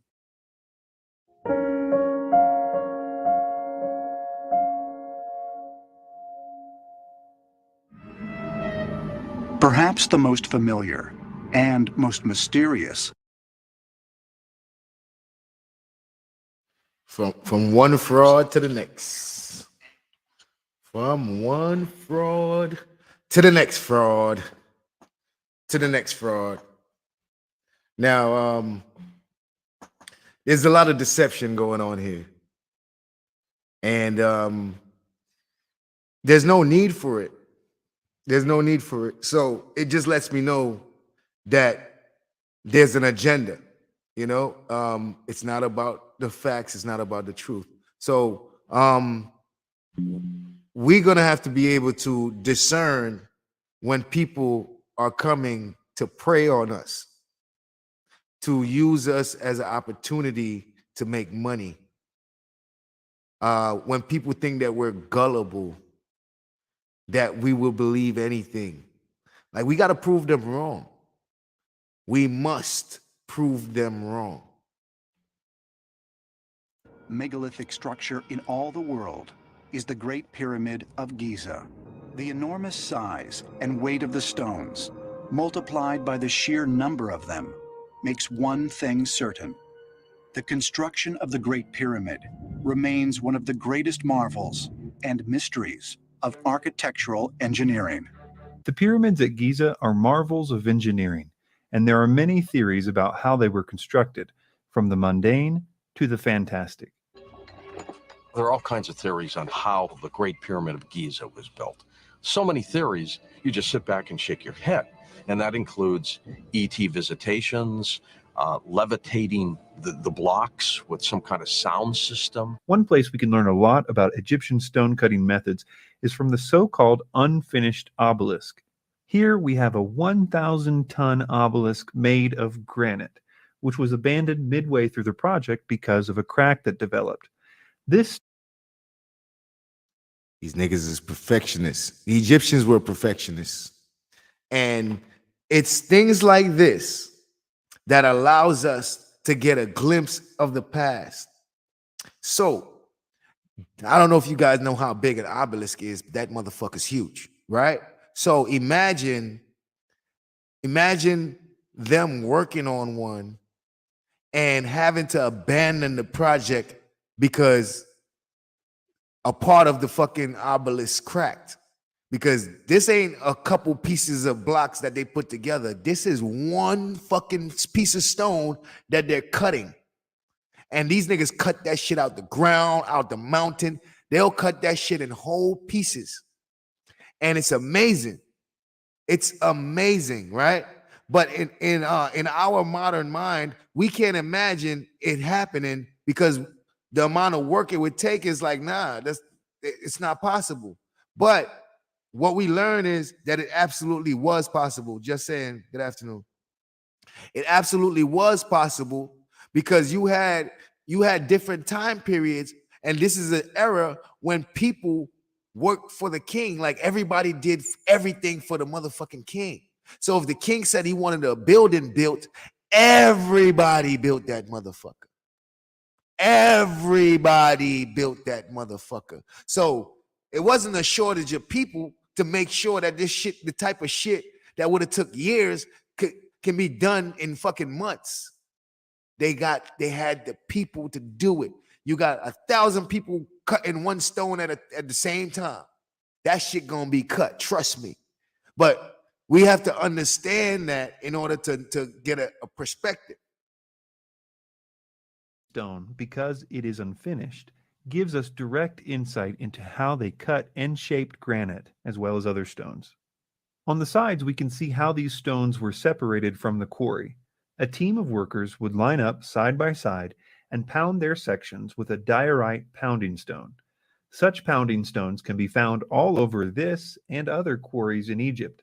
This pounding only broke off millimeters of granite at a time, but eventually these trough-like sections emerged at each worker's station. So they're saying that they got the tools that they used, and they see the whole process of using the tool. And the tool only chips off a little bit at a time. And them motherfuckers was doing that. So however long you think it would take, yeah, they was doing it. But it's not one person. You saw thousands of lines or hundreds of lines. Each line was a person. So you got hundreds of people. Everybody got their job. They all working on a line, cutting this part. And then the nigga next to you, he cutting that part. And they all working on the shit. Everybody is working on the shit. Guess what? You're going to be able to cut that shit. You're going to be able to cut that shit. Because at the end of the day, it's not impossible, because you already know that the stone is going to keep breaking off a little piece at a time when you hit it. So when you do the calculations, it can be done. It's just going to take a long fucking time. So it's not like it's impossible. It just would take a long time. Now, multiply that one person by like 1,000 or 10,000 people, and guess what? The time goes down. The time goes down. And the shit that you thought was impossible becomes extremely possible because you got more people to do it. So that was a no-brainer for the scientists who actually study this information. This shit is a no-brainer. But let the ancient alien niggas come. Oh, it's impossible. They could have never did it because these niggas ain't study shit. They out here selling books. Quarries in Egypt. This pounding only broke off millimeters of granite at a time, but eventually these trough-like sections emerged at each worker's station. After that, they would do the same thing on the bottom of the block, until it was supported only by a thin spine in the middle. Then it would be snapped off using levers. The people who created the Moai statues at Easter Island used very similar methods for quarrying stone, as did many other groups around the world, as we will see. After the stones had been roughly shaped using pounding stones, they would then begin to polish them with grinders. There have been many types of stone grinders or polishers found in ancient Egypt. They usually had a handle with a flat surface, which they would use to rub against the stone with sand as the abrasive. They were, well, sanding the stone. The various mineral particles found in sand are hard enough not only to polish hard stones like granite, but also to do what Ancient Aliens tries to make people think is utterly impossible. That is, to cut granite. The Egyptians had a variety of ways to cut granite. Ancient aliens say it's impossible to do it without modern tools or some kind of alien technology. The Egyptians was doing it, nigga. Not only was they doing it, they have depictions on how they did it. So people, modern day, was able to try to do it, and guess what? It works. They're able to cut the fucking stone with sand. They are able to cut the stone with sand. Now, just saying that shit might sound crazy. Cut stone with sand. Well, guess what? It's all about technique. It's all about technique. These niggas had a technique that allowed them to cut the fucking stone with sand. Just because a nigga like Zachariah Sitchin don't want to believe it don't mean it ain't true, nigga. Go do your research. And you're going to learn that these niggas was cutting fucking stone. cutting that shit. They came up with masonry. The Masons, that's Egyptians. Mason means to cut in stone, to use stone to build. You build in stone. Who were the stone builders? The Egyptians. They was cutting the stones. They're the reason why you even got the word masonry. So how dare you say that it couldn't, like, this shit is stupid. This shit is just dumb. And it frustrates me because it's like, damn, who the fuck would believe this? But I understand a lot of people ain't take the time to research half this shit because it's not really that important. If if you're concerned with your regular life, this shit ain't that important. But for me, this shit was very important to me because I just wanted to know. So, like, come on, these people have been cutting in stone. If anything is to be learned about how to fuck with stone, you're gonna have to learn it from them. And if you look at in Egypt and see all the shit that is cut to perfection, nigga. And they showed how they did it. They documented all their shit. Mostly involving copper and sand. There are plenty of saw marks on granite stones in Egypt, at the granite quarries, of course, as well as certain notable ones, like the famous granite sarcophagus in the Great Pyramid. The person who was doing the sawing on the sarcophagus sawed for a while at the wrong angle before realizing his mistake and going in the right direction, which look at that shit. We're seeing people's mistakes. This is the evidence. We got evidence of people messing up. Like, oh shit. This nigga, they can see that this nigga started, continued, and stopped. They can see that because he didn't finish cut it. But right next to it, he finished cutting it. Why? This motherfucker must have cut at the wrong angle, or while he was cutting, he must have realized, like, that's not the spot. Something made the nigga change. Something made the nigga stop cutting here and cut here instead. We can see that. Might not be able to tell you exactly what made him stop, what his reason is, but we definitely know that he was cutting here and he stopped and decided to cut here. That's, nigga, that is guaranteed. We know that. left a pretty big mark for us to study. These copper saws came in three basic styles. One was a two-person saw, like an old-time lumber saw. Another type was a small, handheld saw with a wooden handle. And finally, there was a tubular saw for making holes in granite and other stones. These saws are depicted in several Egyptian reliefs. Interestingly, they didn't require saw teeth to work. They only required sand to be placed between the saw and the stones. The sand was what did the cutting. Bro, these niggas was making saws without teeth by using sand and cutting the fucking stone with it. They were using saws that didn't have no motherfucking blade or teeth. Just the handle and the motherfucking long part so that you can do the motion of the back and forth. And they filled the fucking part with sand, and they would use the sand and the motion of the back and forth to cut the fucking stone. It sounds crazy, but nigga, we can do it. They actually recreated the shit because, you know, we got to test everything in our amount of time to see if it's possible. We tested all this shit, nigga. Everything they fucking said they did can be done. Everything they said they did can be done. We recreated all that shit and we able to do it. So we know that they did it. Just like they said, just exactly how they said they did it, we tried that shit and it worked. Like, damn, these niggas really did that shit. You know, aliens did that. This is man and their ingenuity. This is man and their fucking brain. This is man and their cleverness. This is man and their use of tools. Motherfucking monkeys do it. Apes do it. Gorillas do it. As soon as those motherfuckers get some tools, watch how they use the tools to benefit themselves, nigga. We do the same thing. We ain't far from them. We just more intelligent. So we able to take the tools and do all type of other shit with it, nigga. Like, come on. You can't take that away from us, bro. We are human beings, and the human beings are capable of a lot of shit. This particular method of stone cutting has been tested by ancient Egyptian tool experts, and not only was it done, but it was apparently quite easy to do.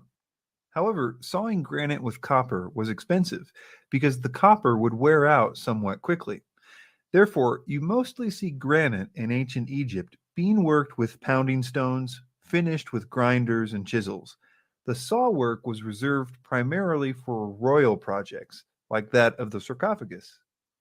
All of this really makes Ancient Aliens lose credibility because all throughout the series, they make it sound like working with granite was only possible using diamond-tipped alien power tools. But as all this relates to the Great Pyramid's construction, it's important to remember that almost none of the pyramid is made from granite, except for a few things like the roof supports for the king's chamber. Most of the stone was sandstone and limestone. About 85% of the stone used in the construction of the pyramids was relatively soft sandstone, which was quarried right on site. That's right, the Great Pyramid was built right in the middle of a massive sandstone quarry. They like to leave that type of information out so that their claims can seem true. These niggas acting like it's impossible when they know the shit was possible. And that's what makes me like look at them with the side eye. Like, bruh, are you counting on the fact that the people don't know this information? That's deceptive, my nigga. Like, are you trying to con these people because you know they don't know any better? Oh, man. See, these be the niggas I be having to watch out for.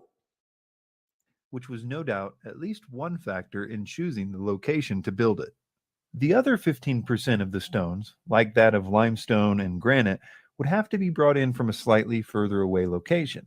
So this raises another question. What about moving these stones?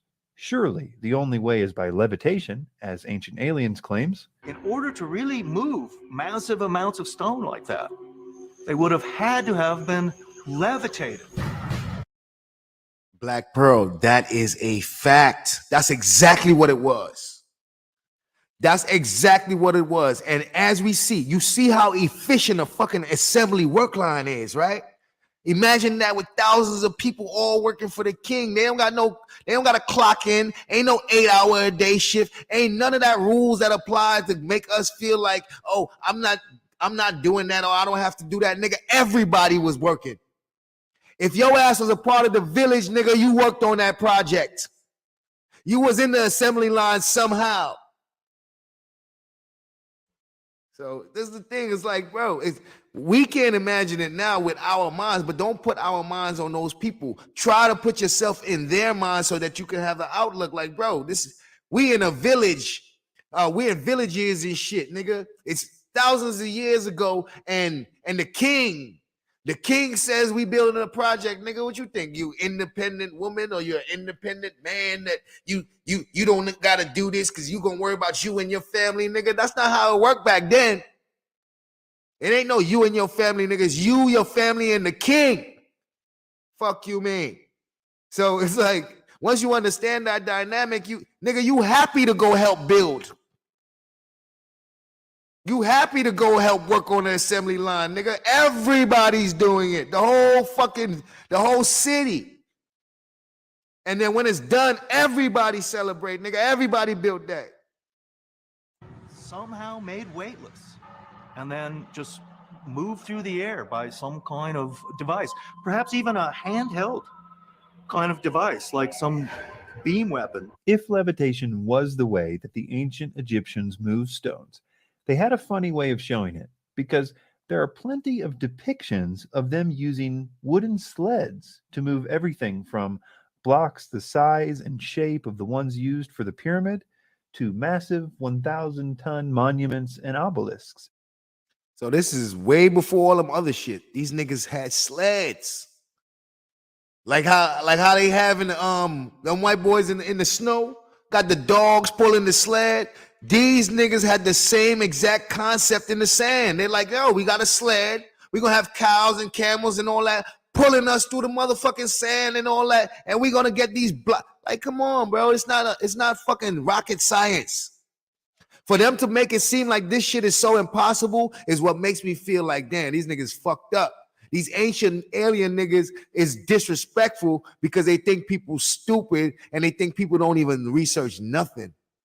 That they will just say these type of blatant fucking lies that can easily be checked out. Like, bruh, you lying.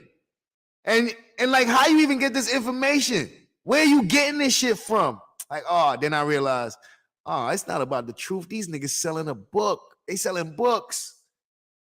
They just promoting the fuck shit that's in the book. So it's really not about the truth. And it's like, can't trust these niggas. Can't trust them. All using wooden sleds.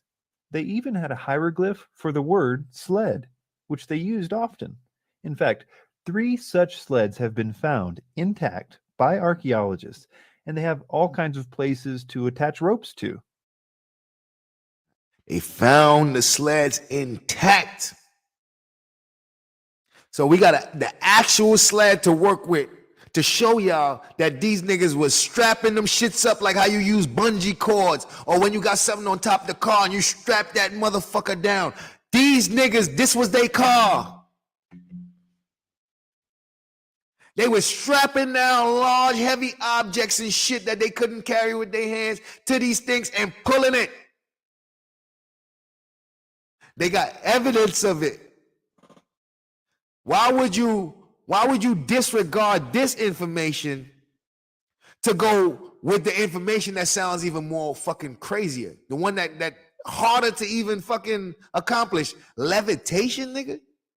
You gonna take away the fact that niggas could actually move shit this way and say that it gotta be levitation, my nigga? Like, yeah, these niggas, they think people stupid.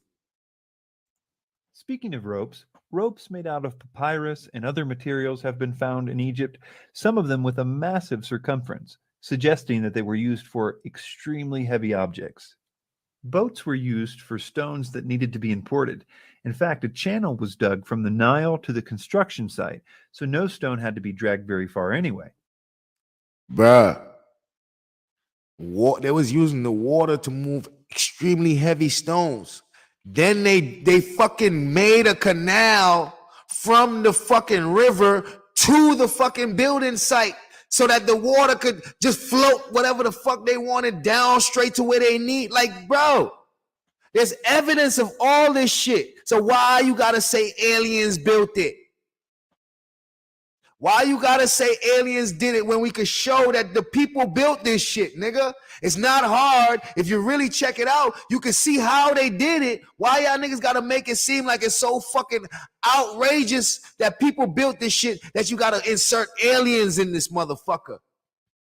Because you know that there's people who want to believe that shit. And that's fucked up.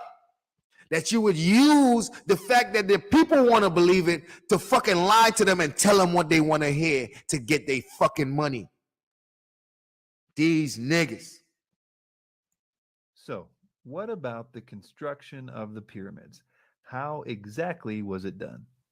Part of the reason that the ancient aliens perspective is attractive is because some of the other popular theories concerning the pyramid's construction have serious problems, such as the single ramp theory, which would have had to extend out more than a mile and would have had to have more stones in it than the pyramid itself. Another one is the spiral ramp theory. This one is problematic because some of the ledges only had about 2 feet or less to work with, certainly not enough to hold a ledge that would carry workers and stones the size of the ones used. Also, a structure like the pyramid would have had to have been constantly monitored for geometric accuracy as it progressed upwards, because being even a few inches off on a lower level could cause the top to be off by a huge amount, and a spiral ramp would have made it impossible to survey the geometric accuracy of the pyramid as it progressed. Add to this that there's no actual evidence for either of those theories, and you can see why people are looking for alternatives. So they trying to figure out how they built that shit. How did they build this shit? We're gonna do something on one of our Sunday services where we actually go and figure out or learn how old the pyramids might be and how old the Sphinx might be and how they might have built it. Because it's very interesting to see what the science says and not what the motherfucking people say. While doing research for this documentary, I came across a new theory about the pyramid's construction that I had not heard before. At first, I planned to mention it only briefly, but the more I heard of this theory, the more convinced I became of its validity. It was proposed not by an Egyptologist, but by an eccentric French architect named Jean-Pierre Houdin. And if Jean-Pierre is correct, knowing how the blocks were raised in the pyramid also happens to explain some of the other mysteries, like the purpose for the odd-shaped Grand Gallery, as well as the purpose of the granite blocks above the king's chamber, and why there were 3 burial chambers cut at different levels in the pyramid, 2 of which were unused. I will very briefly explain this theory, but I highly encourage you to visit the links at the website on your screen, because the specifics of this theory are something that any pyramid enthusiast should be very familiar with, in my opinion. The basic idea is that there was an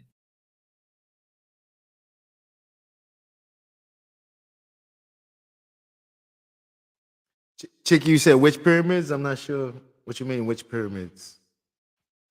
There are many pyramids, but I'm not sure what you saying which pyramids for. internal ramp in the Great Pyramid, and workers dragged the blocks through it until they reached the corners, at which point the block was repositioned for another team to pull it up the next ramp. Also, the exterior limestone blocks with the polished finish would have been positioned and aligned first to ensure geometric accuracy, and then the sandstone blocks would have been positioned behind them as filler. This would mean that all the internal chambers, like the Queen and King's chamber, were built as the pyramid progressed upwards in the light of day. This internal ramp theory, unlike some of the others, is actually supported by quite a lot of physical evidence. For example, in the 1980s, a French team, looking for hidden chambers, conducted a full-scale gravimetric survey of the Great Pyramid, kind of like a giant X-ray map of the entire pyramid. They actually found evidence of this internal ramp through their study, but they had no idea what to think of the spiral pattern they saw at the time, so they simply filed it away until they heard about Jean-Pierre's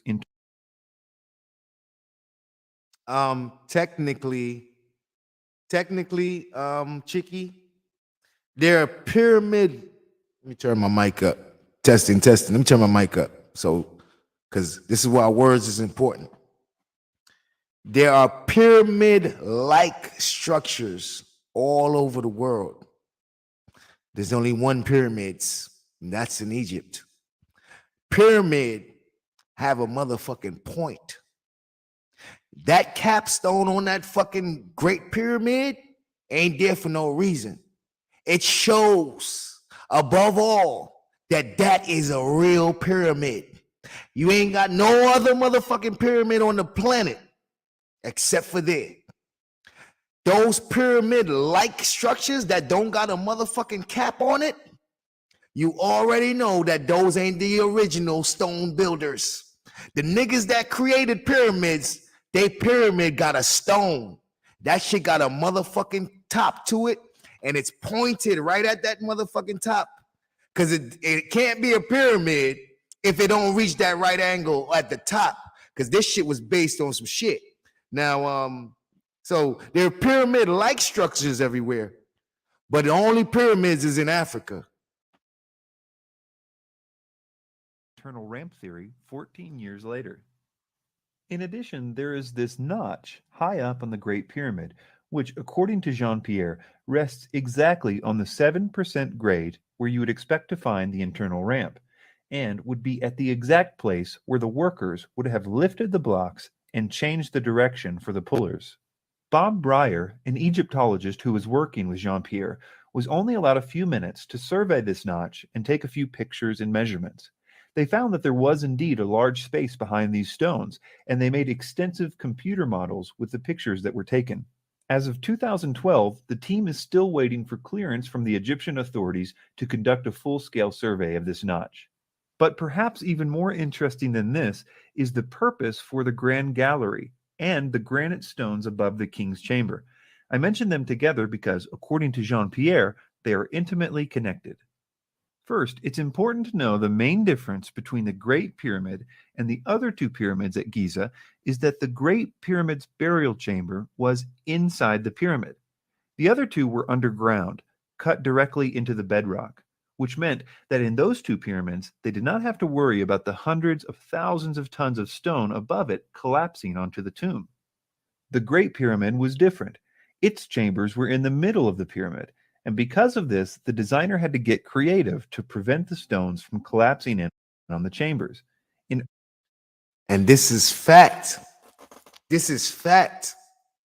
The pyramids are designed differently depending on which king and what the fuck they wanted done. It wasn't built as a tomb. That's not what it was built for initially. Every time the pyramids was built, it wasn't because to build it to bury somebody. One of them was an observatory. So the pyramids had different reasons for it to be built. So depending on which pyramid you're talking about, you got different architecture, because the architect had to basically create what the king or the pharaoh, whoever is paying him, they basically got to bring that vision to life. And they got to figure out all the ins and outs, just like now. If I ask you to build a building and you come up with a fucking with a drawing or whatever, when it's time to build that motherfucker, you still responsible if you build something and it caves in or the house collapses or something. You better get all that calculation right, nigga, when you build this motherfucker, because you can't just build it and say and think that just because it looked like what I want it to look like, that it can't be stable with no foundation and could easily fall. No, nigga. You got to make sure that mathematically all this shit stays stable and does not collapse and all that and still look the way I want it to look. That's what you got to figure out. Earlier pyramids in the area, this had been accomplished using a stone roof that came together at an apex, which distributed the weight of the blocks away from the chamber. But for the Great Pyramid, the designer wanted to be more ornate, opting for a flat roof in the king's chamber, which would have easily collapsed if he didn't find a way to distribute the weight of the stones above it away from the roof. He ingeniously added a series of large granite blocks, spaced out evenly above the chamber, capping those stones with the same apex roof idea from the earlier pyramids, which distributed the weight safely away from the king's chamber ceiling. This did indeed solve the problem of the weight of the stones collapsing the chamber. Bruh, genius. Yeah, oh shit. See what happens when I don't somebody get that motherfucker out of here. We got the spirit of lust in the chat.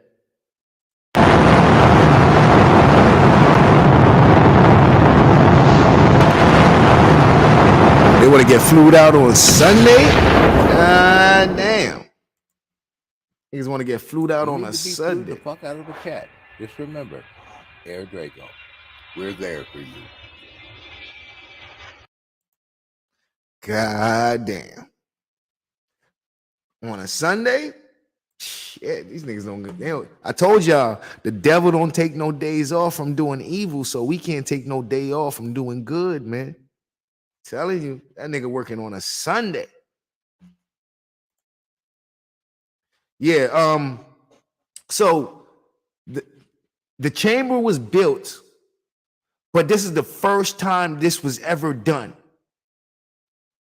This is the first time this was ever done because the king wanted something different. And the architect had to figure this shit out. So he used his prior knowledge of pyramid building and added some new elements to get this shit to work the way he wanted to work. And it fucking worked. And it worked. Because he had to understand math. He had to understand physics. He had to understand all this shit in order to visualize this shit on paper and then build it. Because, you know, he couldn't have just built this shit. He had to visualize it first and actually write down some building plans and all that. They had to do all of that. They had blueprints and everything. But it caused another problem. How could you get those granite stones up there for placement? They would have been too big for the internal ramp and too heavy even at a 7% incline. For the solution, we look to the Grand Gallery. The Grand Gallery has puzzled Egyptologists ever since it was discovered.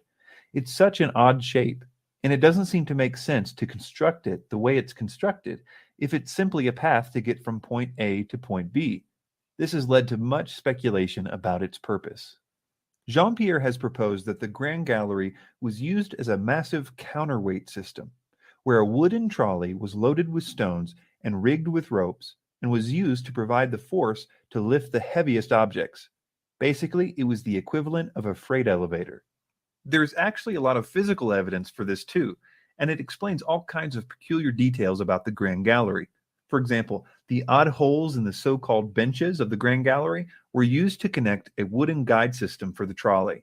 It also explains why there are remnants of grease as well as scratches along the bottom of the chamber where the trolley would have rubbed against the stone.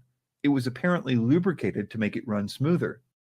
One day we are going to do a whole thing about how these pyramids was built, and you're going to get all the science and all the evidence and everything that they got on how these pyramids was built, not what just some people saying. It explains the odd way the stones were worn at the top of the so-called step of the Grand Gallery, exactly where the ropes would have had to be. This area has now been cemented over to make a step, but you can see in the old pictures what it looked like when the first explorers arrived. This freight elevator would have required a small external ramp, which there is some evidence for.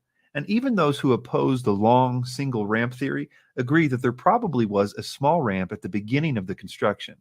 This ramp would have been dismantled after the completion of the king's chamber, and the stones would have been dragged up the internal ramp to finish the rest of the pyramid. Jean-Pierre and his team have made a lot of converts to this idea, including a number of well-respected Egyptologists and pyramid experts. But as of 2012, they are still in the final stages of being approved by the Egyptian government for more work on the site. Houdin's idea of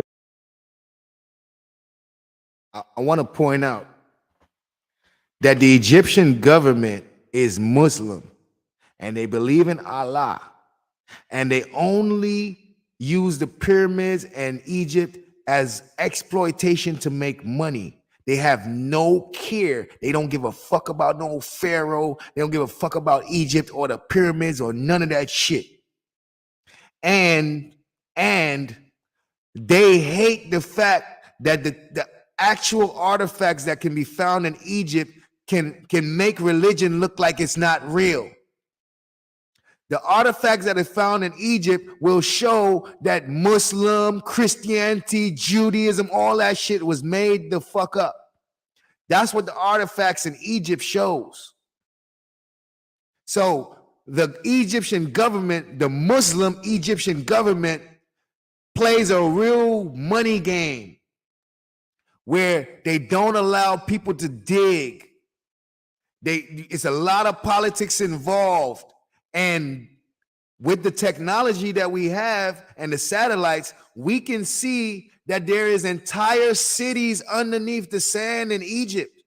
There's entire cities under there. But the Egyptian government will not allow the people to dig. And they only let people dig certain places every 10 years or every 5 years. And you can only get a little bit at a time. They don't have no intention of people actually getting the information that's going to prove the Muslim faith to not be a real faith.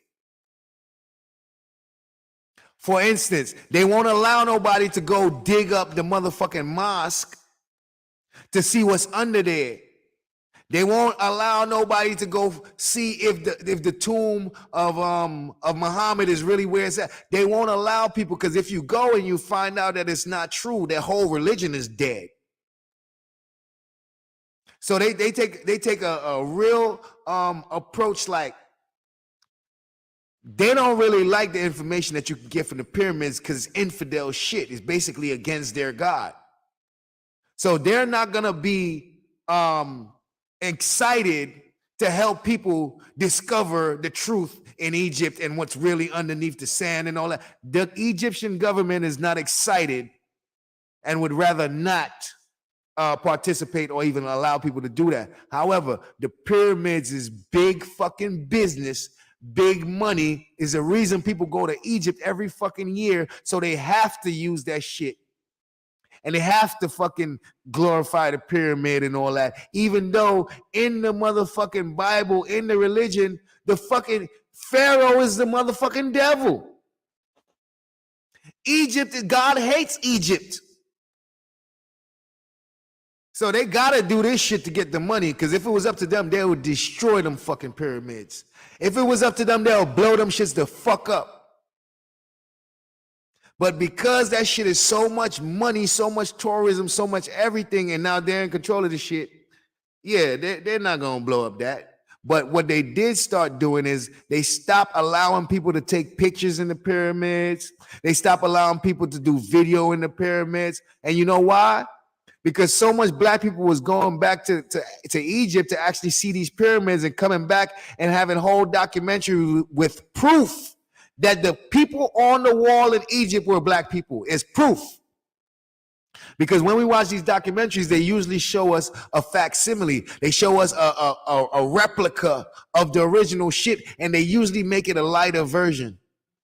But when you go to Egypt, the colors, the actual colors from thousands of years ago is still on the fucking wall. So when you go there for yourself, you're going to see that, yo, those people on the wall are still black. And they stop allowing people to take pictures because of that shit. An internal ramp, I think, is coherent. I think there's good circumstantial evidence for it. If you have watched the National Geographic special on his view, I think you would agree that there is good circumstantial evidence for it. It has a lot of explanatory power for a lot of the fundamental questions. And I think it's important because Houdin's theory depends on a very simple idea in engineering, both in the ancient world and in today's world, and that is the use of weight and counterweight, using the weight of one object to lift an object of greater weight. Whether or not this theory proves to be perfectly true in every respect will hopefully soon be seen. But I at least hope that by now, most of us can see that these construction techniques are well within the capability of mankind to conceive of and to do without the intervention of aliens.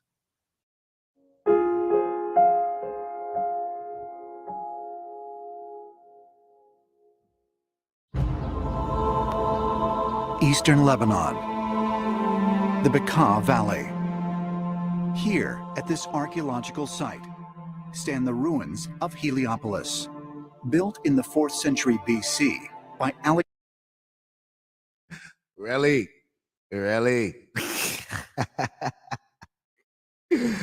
Well, good luck, really.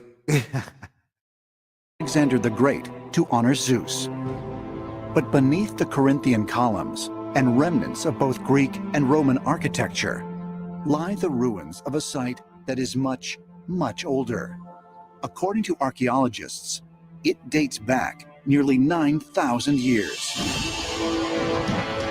The ancient city of Baalbek, named after the early Canaanite deity Baal. And so because it was already sacred to the god Baal, then later the Greeks and the Romans then would build temples on this very same spot.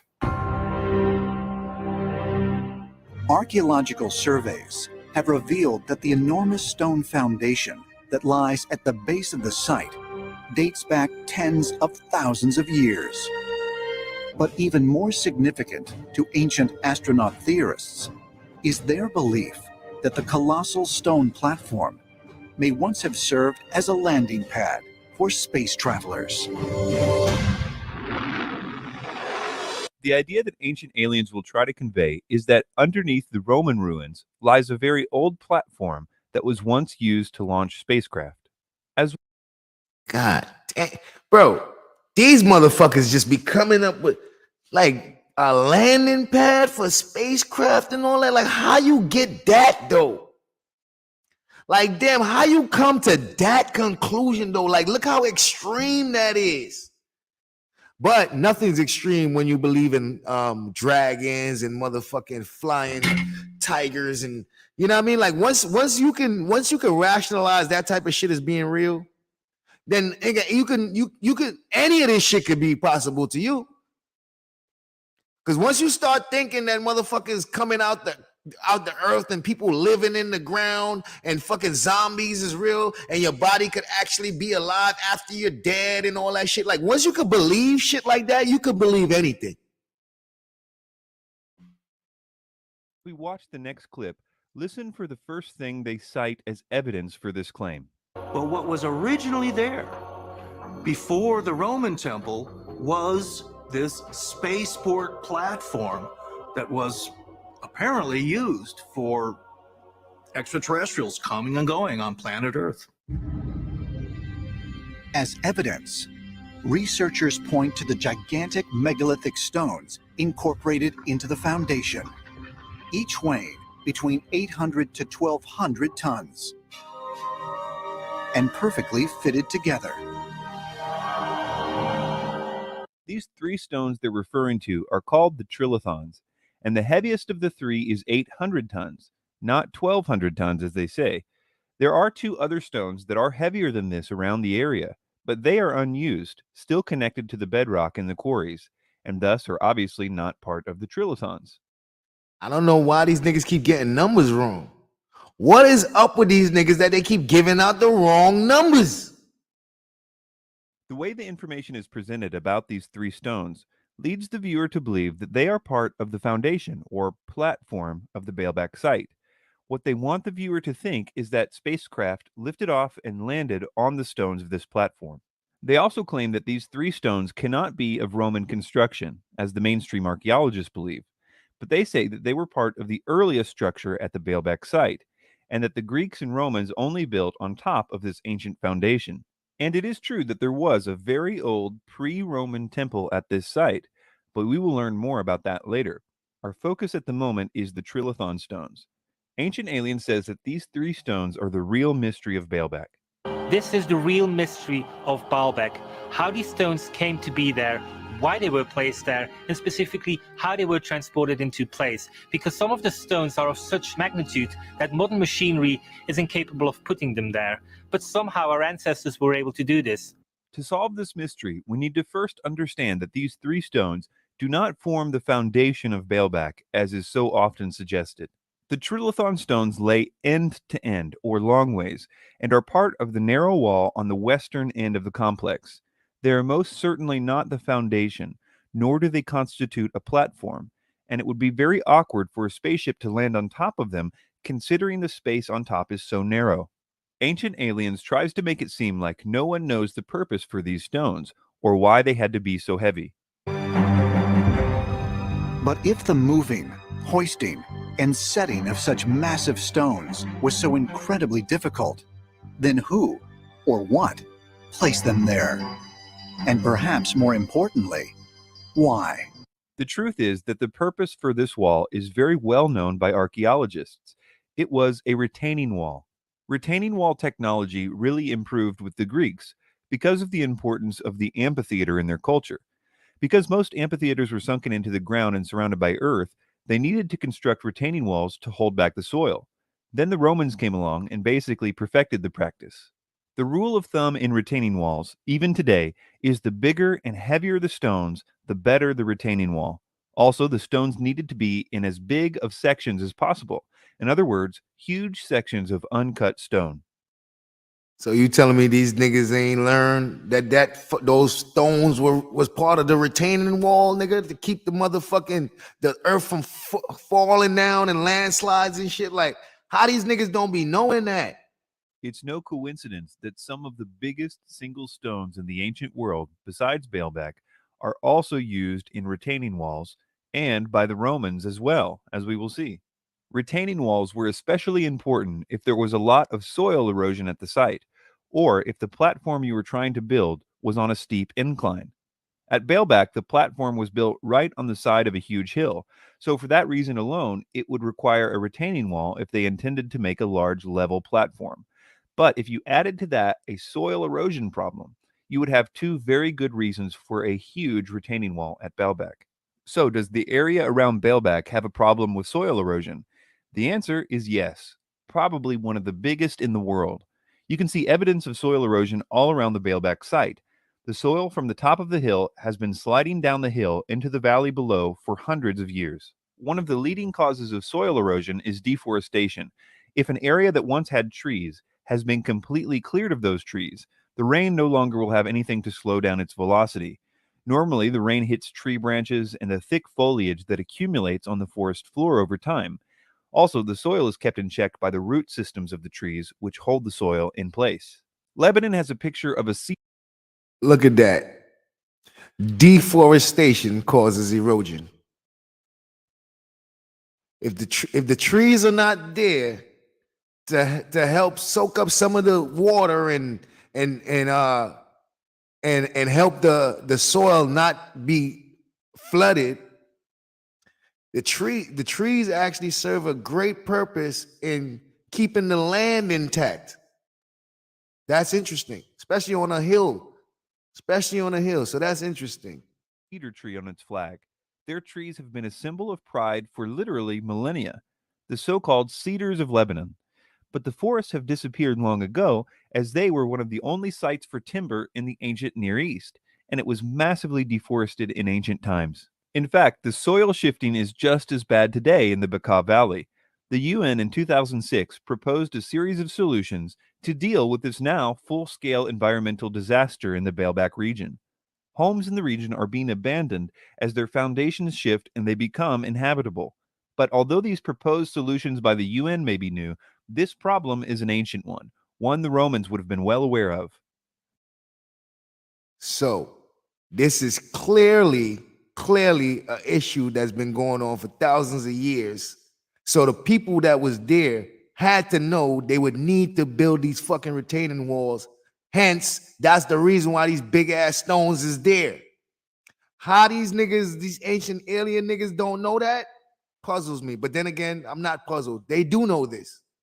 They ain't trying. This ain't about facts. This is about selling you some motherfucking books and convincing you to buy these books. That's what that shit is about.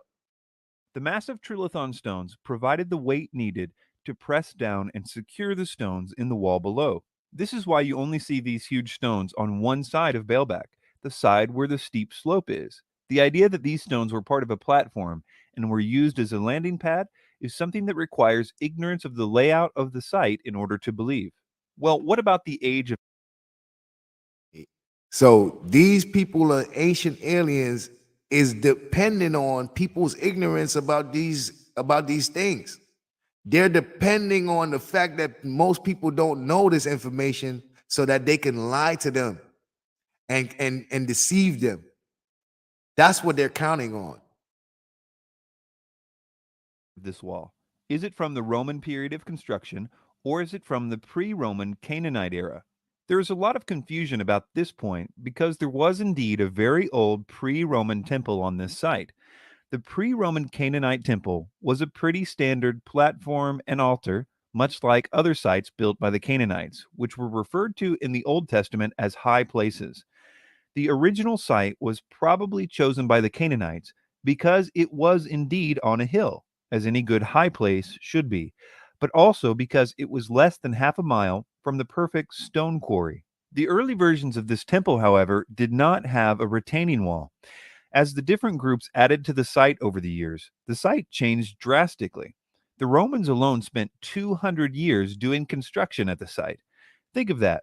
That would be like starting a construction project in 1812 that only just now came to completion. That's a long time to be working on a project. So yes, Baalbek is built on a very old Canaanite altar to Baal, but the trilithon stones were not part of that site, nor are they part of the foundation as is often claimed. They are part of a very necessary retaining wall. The question still remains, however, about the methods for moving and lifting these stones. Some have suggested that this stone alone weighs in excess of 1,200 tons. How was it moved there? Because obviously it's situated on top of these stone rows that we can find down here, which means that this stone had to be lifted and then set on top of these stones down here. So, did the Romans have the technology to move and lift such stones? Well, all you have to do is look one country over to find out. About the same time the Romans were beginning their 200-year project at Baalbek, another project of similar magnitude was beginning by the Roman client king Herod the Great in 19 BC. Herod, using Roman techniques, renovated the Temple Mount to earn favor with the Jews, who viewed him as a Roman proxy, not a Jew. The expanded version of the temple was double the size of the original, but in order to make this expansion, he had to incorporate part of the hill to the northeast, which meant that he had to construct a massive retaining wall in order to hold back the force of the earth in order to build the massive platform. There is a portion of this retaining wall still standing today, and it contains the second largest set of single stones next to Baalbek. Just like Baalbek, there are several of these stones lined up to form the wall and to provide the weight and size needed to hold back the earth. They call the four largest stones the master course. The weight of the heaviest one is 630 tons, only a little over 100 tons less than Baalbek's biggest stone. And no one denies that these stones were cut, moved, and lifted to perfection using Roman and local techniques. As a side note, it's tempting to think that the holes visible in these stones were used for lifting, but these holes were cut after the stones were placed. They were used to hold plaster in place for certain water projects and only go a few inches deep. Anyway, is it really logical to believe that the Romans could cut, move, and lift 630-ton blocks for retaining walls just fine, but if you added another 100 tons, it would require alien technology? We know that the Romans, about this same time, had taken a liking to Egyptian obelisks. They started dragging these obelisks back to Rome in large numbers, and Rome was hundreds of miles by land and sea from Egypt, whereas Baalbek was less than a mile from the quarry. Some of these obelisks were almost 500 tons, so the Romans had a lot of opportunities to get good at moving stones about the same size and shape of the trilithon stones. There are even Roman descriptions of the process of moving obelisks by Marcellinus Comus, as well as reliefs such as the one on the bottom of the Theodosius obelisk in Istanbul. The ancient Roman writings of Marcus Vitruvius Pollio describe in detail many of the Roman technological advantages, like pulleys, which would reduce the force needed by half for each pulley used. He even described their ingenious way of moving stones by constructing huge oak wheels on either end of the block, whether they were round like pillars or huge rectangular stones like the trilithons. They would then be pulled by oxen to the site. So what about the lifting of the trilithon stones at Baalbek? Some make the point that the trilithon stones do not have Lewis holes in them like many of the other Roman stones at Baalbek.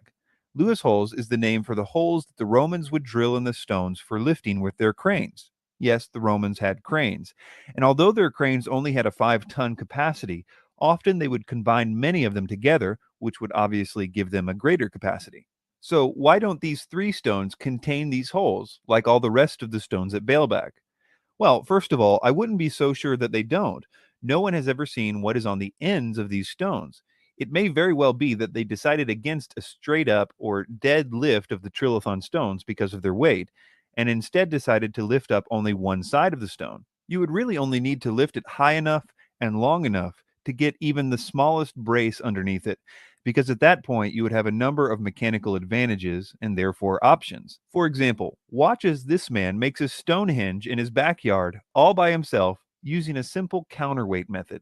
I've tried to do this without any mechanical machinery at all. I've used mostly sticks and stones for my equipment. No pulleys, no hoists, no metal levers. Just try to use gravity too, I believe is my favorite tool. Whoop. The first goal is getting this block 3 feet off the ground. In order to move it up to this point, I just rock the block back and forth, adding weight to that end, and that opens a gap on this side, and just slide a board in. Then I add the weight to that end, there she goes, and slide a board in on this end.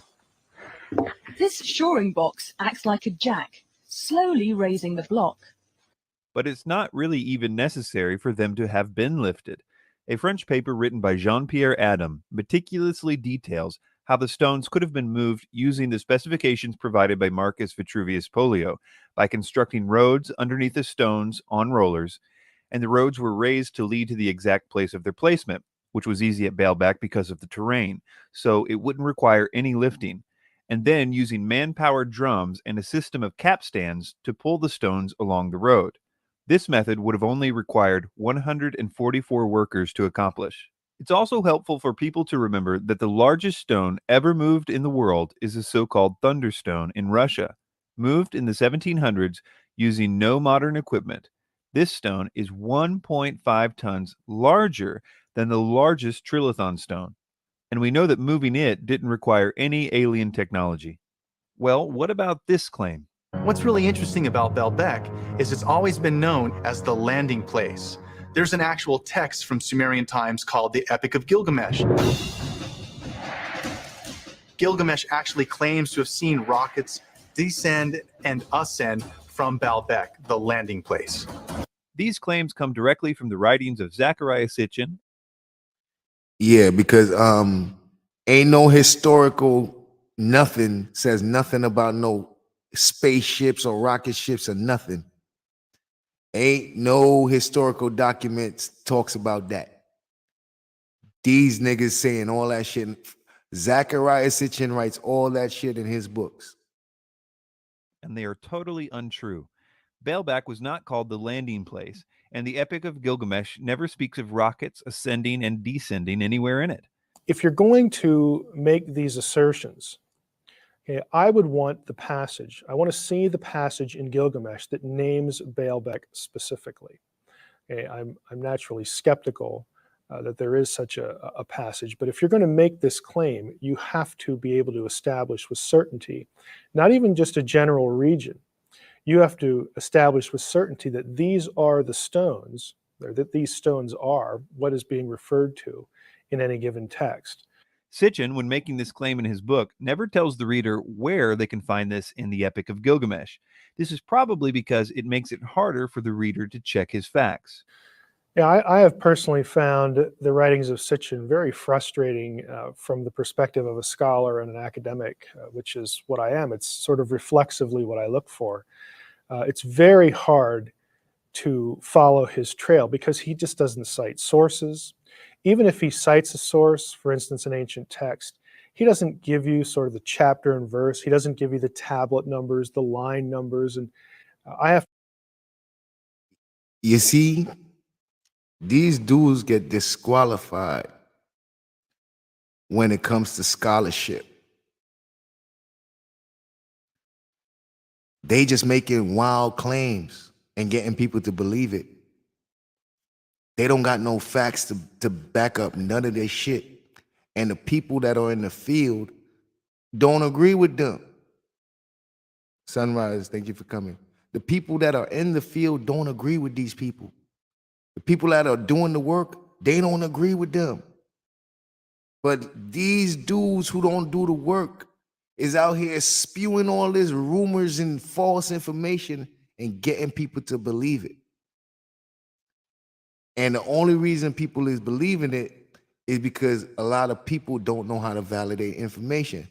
This nigga is over here telling you he got it from here and got it from there, and not telling you which line. He's not telling you which paragraph, which verse, which chapter. He's not giving you none of the information that would actually get you to go find out if this nigga's telling the truth.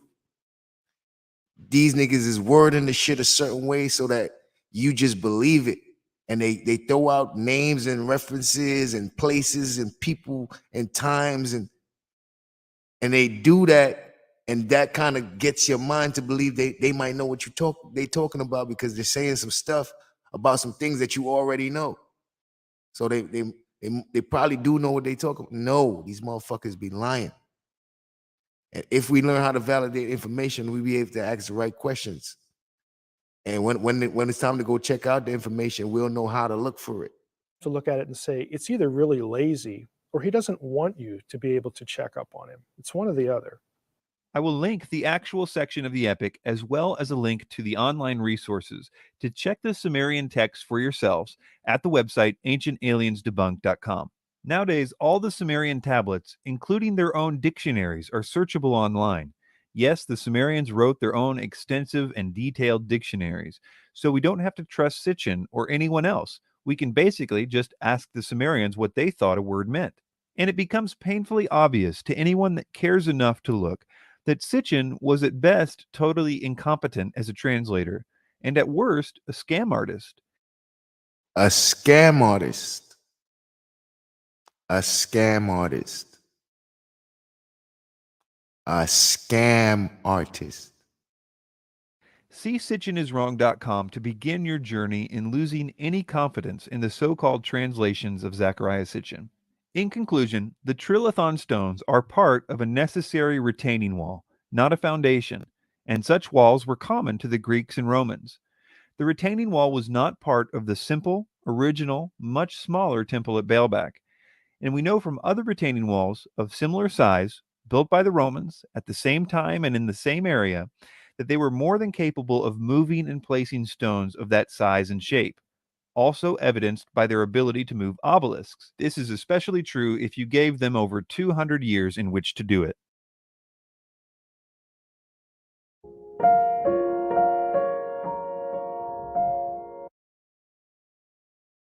All right. We're gonna end this one right here. This is gonna be a multiple part series.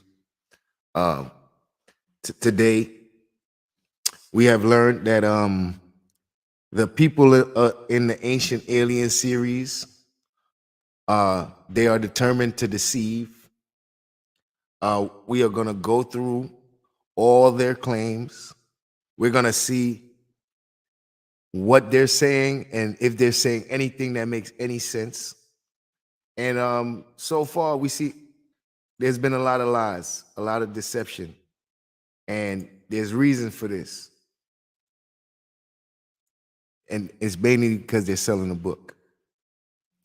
So I'm gonna end this one right here, and we're gonna pick this up next Sunday. If anybody want to come up, they can.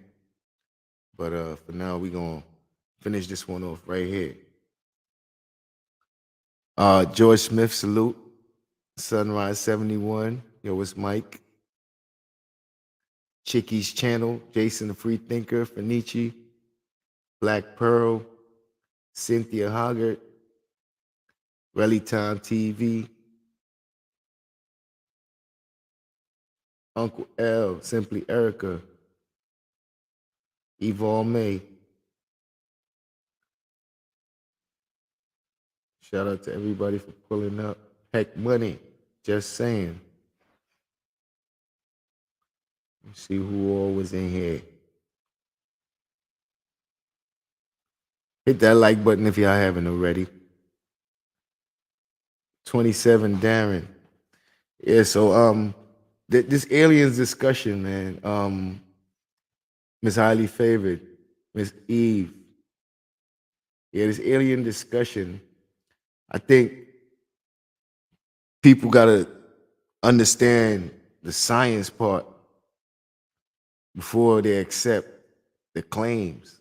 That's why science is so important. Keith Jackson, Empress Lonnie One Love, Shalana's Adventures and Beyond. Yeah, people make these kind of claims, and if you don't got the science to check it out, to confirm or deny, or you know what I mean, they'll prey on your ignorance. Pro 901, Hurricane Kilo. Yeah, they'll prey on your ignorance, man, because it's a lot of money to be made. It's a lot of money to be made off of people who's willing to buy into this type of stuff. So I ain't saying that aliens not real or aliens don't exist. I'm saying ancient aliens is lying. That's what I'm saying. That's what I'm saying. Ancient aliens is liars. Mickey, salute. That's what I'm pretty much pointing out. And we're gonna get through the rest of it. And we're gonna see all the lies and deception, man. And they use these words and the way they word shit It's all to deceive people. Arabia Barbosa, divide and conquer. Salute. Yeah, they use these words and they word shit the way they word it to deceive the people. They deceive the people. And that's why it's important for us to know the information so that they can't just come and tell us anything. King 71 vet. So they just can't come tell us anything. That's what they do. They come and tell the people anything because they already know the masses are sheep. That's how they looking at it. BMK 21, salute. They looking at it. Pennywise 216, salute to Pennywise for pulling up. I didn't even realize he was in here.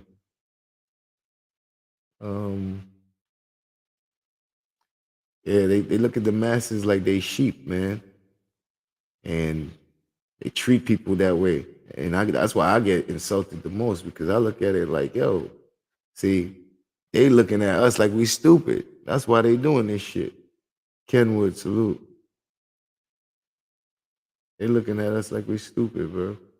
So that's why it's good to learn this information. Learn this information.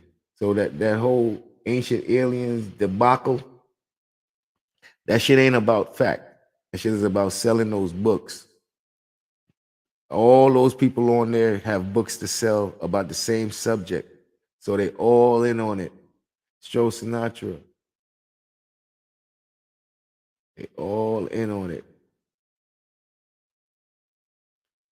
Shit, Daughter of Zion. Yeah, man, them niggas, they the same as the con men. They the same as the con men. Yeah, so we're going to wrap this up, man. Appreciate everybody for coming through. And we're going to do the other part next Sunday. So Ancient Aliens Part 2 on Sunday. Thank you, everybody, for coming. Salute. Hit that like button if you haven't already. Happy Sunday.